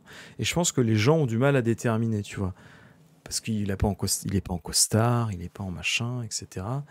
Et je pense que les jeunes d'aujourd'hui ont peut-être un peu de problème pour se rendre compte aussi ce que peut gagner un youtubeur star. Et je vais pas dire que c'est bien le hack, mais ça remet un peu les pendules à l'heure. Vous savez à qui vous donnez vos sous et vous savez le poids qu'ils pèsent. Donc tu sais où tu mets tes œufs, en fait, hein, tout simplement. Mhm. Mm. Mm. D'ailleurs, c'est ça qui a le plus intéressé les gens dans le leak. Hein. C'est ça dont on a plus parlé, clairement, c'est les salaires, etc. Ouais, Ouais, c'est alors, marrant, hein, c'est assez Mm. marrant. C'est cet esprit curieux qui est tout de suite d'aller se dire ah, bah, on va enfin savoir. et surtout que c'est pas un salaire, hein, c'est en brut. Et donc, il n'y a pas toutes les charges sociales dessus, il n'y a pas les impôts, il n'y a pas non plus les donations, il y a les cheers, les subs et je sais plus quoi. Et non, il y a les donations, mais il n'y a pas les OPSP et ce genre de choses. Ouais. Il n'y a Ah pas oui, de donc merchandising, il n'y a pas tout ça, il y a pas uniquement, plein de choses à voilà. rajouter Donc, derrière. c'est pas un salaire, hein, c'est-à-dire que Mm. ça peut être. Enfin, c'est revu à la baisse, hein, parce que bon, quand tu as 50% qui est pris par l'État, après, tu Ah, c'est as. la C'est bourse sûr. qu'il a collectée sur sa période de stream, c'est tout. C'est aussi simple que ça. Voilà. Mais bon, il y a des gens, ils peuvent C'est se dire, oh, revenu. regarde, ils gagnent tant de millions. Ouais, bah, si t'enlèves tous les trucs, ça se trouve, en fait, avec l'argent que tu vas placer, machin, ça se trouve, ouais, ils gagnent beaucoup, beaucoup moins, quoi. C'est toutes les Oui, entreprises, hein. c'est ça. C'est des chiffres bruts, quoi. Ouais, Ça, c'est voilà. le chiffre d'affaires d'une entreprise, en gros, quoi. Ouais, c'est Ah, ça. voilà. Ouais. C'est le chiffre d'affaires d'une entreprise qui, là, est une entreprise sous le nom d'un individu. Mm. C'est ça qui est un peu touchy, hein. C'est-à-dire que il n'y a pas marqué Zerator Production ou Zerator Corp, tu vois, il y a marqué Zerator parce que c'est lui qui touche l'argent, mais après ça va pas dans sa poche, quoi. C'est lui le représentant sur Ouais, Twitch. voilà. Voilà, simplement. Voilà, c'est son C'est pseudo. c'est l'équivalent des chanteurs, tu sais, qui chantent avec leur nom. C'est pas eux qui gagnent tout l'argent. Il y a les musiciens, les producteurs, les tourneurs, etc. Mais c'est leur nom qui est en tête d'affiche, quoi. C'est un peu Et comme les ça que gars je de vois les YouTube, choses. les gars de YouTube, c'est pareil. Hein, c'est le salaire qu'ils touchent, c'est pas non, c'est à la société. Ouais, c'est Ils C'est ça. sont pas pas des le. monteurs, ils payent tout ça. Hein. Donc, Ouais. Bien souvent, c'est pour ça que le moment où ça bascule, c'est quand tu commences à te poser la question, est-ce que je ne dois pas, moi, en tant que... On va dire demain, nos chaînes fonctionnent avec Turrican. Est-ce que... on ne dirait pas, est-ce que je peux pas embaucher quelqu'un? Et quand tu commences à te dire, voilà, j'ai embauché quelqu'un, que ce soit pour une mission ou un truc comme ça, là, il faut que tu deviennes une entreprise. Ouais, c'est ça. Quand tu Et peux subvenir à ta vie, on va dire ta vie d'avant, que tu peux te permettre d'avoir quelqu'un qui va gérer ton planning, ton Instagram, les trucs un peu chiants, en fait. d'avoir un régisseur, enfin un régisseur non, parce que le régisseur c'est celui qui fait en sorte que tu manques de rien, mais d'avoir un community manager par exemple, juste ça déjà, tu peux dire ça y est, si j'arrive à nourrir ma Ouais. famille, payer mes crédits et pouvoir me payer quelqu'un, c'est bon, on y va, c'est parti. Et d'ailleurs, quand on en Ça- sera là, on appellera CBD pour qu'il nous conseille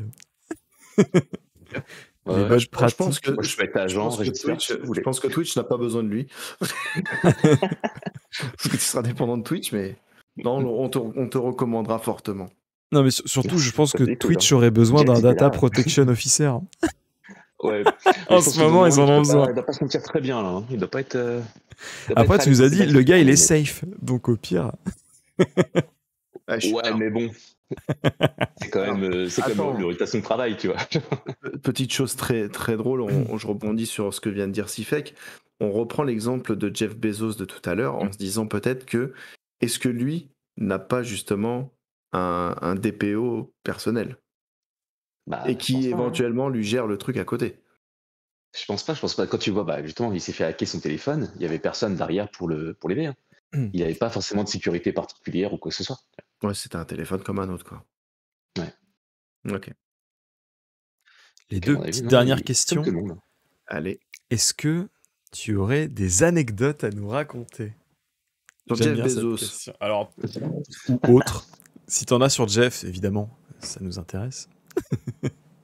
Bah, sur Jeff, non, pas tellement, à part son hack par les Israéliens, là, mais sinon, Alors, soit des c'était- anecdotes sur le métier en général, soit sur toi, des trucs que tu aurais pu voir. Alors, sans, bien sûr, en gardant description ouais. des données, hein, mais tu vois, genre, tu sais, des trucs un peu marrants. Ah bah, j'ai vu surtout des trucs assez aberrants, en fait, même pour des énormes sociétés. Niveau sécurité, moi, je pensais, par exemple, des grosses boîtes, un minimum, tu vois, des standards. Et au final, bah, tu te rends compte que pas tout le temps. Et qu'il suffit pas grand-chose, tu as des failles qui sont là depuis des mois, des années, qui ont parfois été repérées, mais jamais comblées, tu vois. Moi, j'ai travaillé pour des boîtes où, par exemple, tu changes l'URL et derrière, tu tombes sur toutes les bases de données des clients, les commandes, Waouh, c'est. classées par région, tu as tout le monde. Et t'as c'était les fournisseurs, je crois, c'est la liste de tous les fournisseurs. Donc voilà, tu avais tous les points de vente, leur chiffre d'affaires, tu avais tout derrière. J'ai vu des trucs. Juste en changeant l'URL, quoi.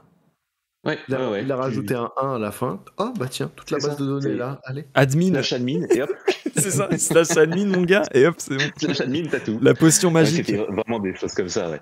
J'ai vu des trucs. Je travaillais pour une mairie et ils se sont rendus compte en fait qu'un de leurs sous-traitants utilisait des screenshots de leur base de données pour faire des tutoriels, des vidéos. Ils avaient même mis un morceau en tant que bannière en haut de leur site, un morceau d'une base de données, tu vois, avec des noms, etc., de gens qui habitaient dans la ville, quoi. Et tu dis, on les appelait genre, mais pourquoi vous avez fait ça? C'était joli, c'était super sympa, ça montre notre travail et tout. Et il y a des trucs, et voilà, tu vois Incroyable. des choses comme ça tout le temps, quoi. Ouais, ouais. Complètement Non, incroyable. Puis bah, j'ai vu autant des gens comme ça qui n'étaient pas du tout précautionnés, qui prenaient aucune précaution. Et puis après aussi d'autres qui en avaient strictement rien à fiche, tu vois. Des petites mairies, etc., où tu pouvais clairement rentrer dedans, tu n'avais aucune sécurité. Enfin, moi, ça m'est arrivé j'avais rendez-vous, tu vois, genre au 3e étage, et tu te balades dans les couloirs, de rentrer dans les salles des serveurs et tout, tu fais, ah, pas mal, cool. Il n'y a personne pour t'arrêter. Enfin, il y a plein de trucs comme ça. Tu te rends compte que la sécurité, c'est pas toujours optimal, quoi. Moi, j'avais Il est une. arrivé, il s'est connecté au réseau Wi-Fi. Alors, hop. Ah mais clairement, j'aurais pu, hein. J'aurais pu. J'étais dans la salle des serveurs et comme ça, ouais, c'est cool, quoi. Et puis il y a pas de badge, il y a pas de, tu vois, rien. Tu rentres et puis tu dis bonjour à la secrétaire, elle dit bonjour et c'est parti. Parce que, quand Fais j'étais ce que dans tu mon veux. ancienne boîte en informatique, on utilisait, donc c'était pour une banque, hein, Mm. Crédit du Nord pour ne pas les citer. Ah non, on Et avait en, dit pas de nom. Ah non. et en Oh fait, non. ils cryptaient toutes les données. C'est-à-dire que nous, on avait des gens, c'était des vrais comptes, mais c'était des faux noms. Mm. Et du coup, mais ils avaient des noms aberrants, c'est-à-dire tu sais, des noms impossibles à taper là. Ouais. Et du coup, c'est-à-dire qu'on bossait en prod avec des vrais noms, enfin avec des vrais comptes, mais comme c'était des faux noms, et souvent des noms un peu débiles, qui avaient raté avec des chiffres, des machins, ça marchait, quoi. C'est-à-dire, tu pouvais pas deviner, parce que donc c'était des vrais comptes. Par contre, les numéros, les noms de libellés pour les trafics d'argent, ceux-là étaient bloqués, étaient cryptés. Donc en fait, on avait des montants, on avait un nom de merde et on avait des trucs cryptés pour les libellés. Donc c'était pas mal, je trouve, comme système d'un côté. C'est bien, ça c'est une pratique qu'on doit mettre en place dans les boîtes. Normalement, c'est justement de cloisonner, tu vois. Tout le monde n'a pas besoin d'avoir accès aux mêmes données. Et quand Ouais, tu bien sûr. fais simplement des virements, etc., tu n'as pas besoin d'avoir les noms. Tout ce qu'il te faut, c'est un numéro de compte vers lequel envoyer l'argent. Donc Ouais. ça, c'est quelque chose aussi, même au sein d'une entreprise, vraiment cloisonné en fonction de quel service a besoin de quelle donnée. Tu vois. Ouais. Parce que ça m'est arrivé aussi de voir des trucs où tout le monde avait accès au serveur du DRH, tu vois. Et tout le monde avait accès au contrat, au truc. Heureusement que personne ne va fouiller dedans, tu vois. Mais t'as tout qui est accessible à toute l'entreprise, tu vois. Le truc, C'est trop bien. J'aime bien le heureusement que personne n'allait fouiller dedans. J'ai envie de dire, ces gens-là n'étaient pas très curieux. c'est ça, ouais. Faut pas Mais, chercher trop loin, mais mais Ça même, n'est pas tu des vois, représailles. au-delà de ça, quand je bossais dans un hôpital, quand j'étais étudiant pour mon stage de fin d'études, j'étais assistant en ressources humaines. On m'avait filé la liste de tous les salaires des employés. J'étais stagiaire, quoi. Hmm. Merde! Je voyais les salaires des chirurgiens, les machins. Tu fais, mais merde! J'avais leurs emplois du temps. D'ailleurs, monsieur machin, 14 000 balles par mois et une demi-journée par mois. Peut-être pas abusé, quoi. Bon, ça Bah va, ouais, non? ça normalement, bah, t'es censé avoir des habilitations, ce genre de trucs. Pareil, les stagiaires sont pas censés C'est vrai avoir que ça, accès à ça tout me ça. faisait marrer, hein. Le gars, Et il est là, il était là le mercredi après-midi. Je crois 14-17, 14 000 balles par mois. Putain, pas mal. Alors, les derniers programmes lancés, Solitaire, Ouais, c'est ça. Pornhub, d'accord. Ça bosse, hein. Ah, je Ah peux te ouais, dire que ça bosse, hein. Mais non, ouais. Effectivement, il y a des soucis de données un peu partout, mais ils font aussi beaucoup trop confiance aux gens, quoi. En mais vrai, tu vois, clairement. en, en termes de ce que tu dis là, par exemple, quand tu voyais le, entre guillemets, le planning du mec, ouais. nous, je me rappelle dans mon ancienne boîte, ils ont commencé à installer des pare-feux, enfin, c'était déjà installé les pare-feux sur les navigateurs, tu vois, bon, tu pouvais pas accéder aux sites de jeux vidéo, par exemple. Et petit à petit, en fait, on a commencé à se poser des questions. Enfin, il y en a qui se sont posés la question. Et la question était pourquoi on peut pas accéder au site de la Redoute? Parce Puisque qu'il y a des bikinis, non, c'est ça? pas du tout. C'est pire que ça. C'est que en fait, le site de la Redoute était le site le plus visité dans l'enseigne, Trop bien. qui est une enseigne du matériau du bâtiment. Juste pour Ouais. donner une idée, c'est pas un fournisseur. Et tu vois, juste des trucs comme ça, moi, ça me fait marrer. Parce que tu dis juste le mec qui te balance l'info comme ça. Alors, limite, c'est confidentiel, hein. Mais voilà, le site de La Redoute était le site le plus visité de toute l'enseigne. Tu te Ouais. dis juste, mais waouh, les gars. Mais Va se tu vois, dire. pour rebondir là-dessus, c'est intéressant ce que tu dis, parce que tu vois, nous, quand on était à l'hôpital, il y avait des médecins, ils disaient, j'ai des mots-clés comme par exemple sexe ou des machins comme ça que tu as besoin dans le corps médical. Il fait, bah, t'as pas accès. Ah C'est-à-dire, oui, quand imagine, tu dois faire une opération sur le sexe de quelqu'un parce qu'il a une tumeur ou je sais pas quoi, n'importe, on s'en fout. Bah, tu peux pas taper ça parce que c'est bloqué. C'est quoi ce bordel? À la rigueur que pour nous, employés des ressources humaines, oui, on s'en bat les steaks, tu vois. Mais lui, il en a besoin, le gars, tu vois.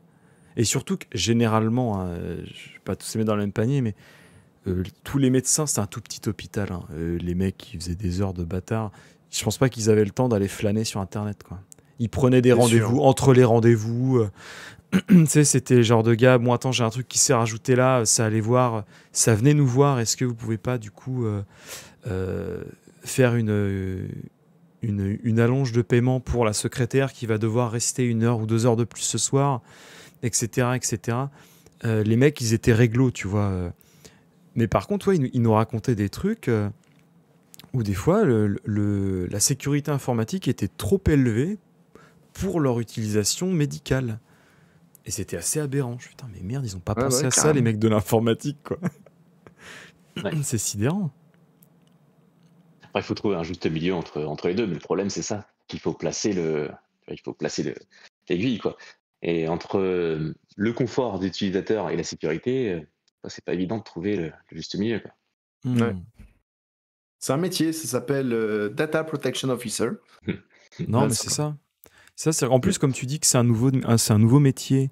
Ouais. Les gens, ils ont peut-être, quand c'est les nouveaux métiers, les gens, ils sont peut-être un peu, soit ils n'ont pas d'infos, soit ils pensent peut-être c'est ouais, mais c'est un nouveau métier, donc on s'en fout.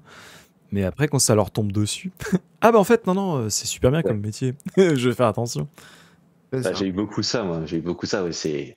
En plus, c'est obligatoire. Donc, on t'impose, tu vois, de prendre un DPO quand tu es une grosse entreprise ou quelque chose comme ça. Et moi, j'ai eu pas mal de fois des réflexions du style, mais de toute façon, quoi vous servez, vous êtes là que pour gâcher l'argent de l'Europe, vous servez à rien du tout. Hmm. Et ouais, puis après, quand tu te prends un contrôle, et les mecs sont bon, on a 1 mois pour se mettre en conformité, il faut nous aider maintenant, là. Et là, Désolé, j'ai pas le temps. et là, tu joues la montre, tu fais bah non, parce que je suis trop occupé à dépenser l'argent de l'Europe. Vous comprenez, j'ai autre chose à foutre, quoi. Hmm. Ah, c'est pas évident toujours, hein. D'ailleurs, ouais, c'est des choses communes, ça, pour toi, les retournements de veste des entreprises? Non, ça m'est déjà arrivé, si tu veux, ça dépend beaucoup de la personnalité du patron, surtout. Ouais, bah S'il y oui. croit ou pas, si pour lui, c'est une priorité, tu vois. Enfin, t'as des gens vraiment qui comprennent le problème, qui savent ce qu'il y a derrière, ce que ça implique, etc., même à leur propre niveau, tu vois, personnellement, parce que ça la concerne aussi. Donc ils prennent les choses à bras le corps, puis ils font attention. Et t'en as d'autres Ouais. vraiment, comme je disais, très souvent, c'est on regarde le coût et le risque, et si on risque moins que ce que ça coûte, on y va, quoi. Et peu importe derrière, moi j'ai déjà vu des gens qui gardaient par exemple des bases de données pendant 99 ans, tu vois. Je dis mais normalement t'es pas censé faire ce genre de choses, tu vois.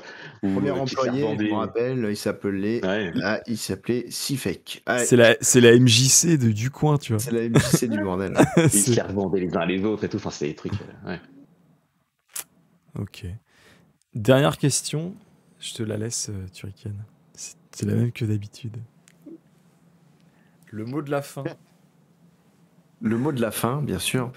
CBD, aurais-tu quelque chose à ajouter que nous aurions oublié?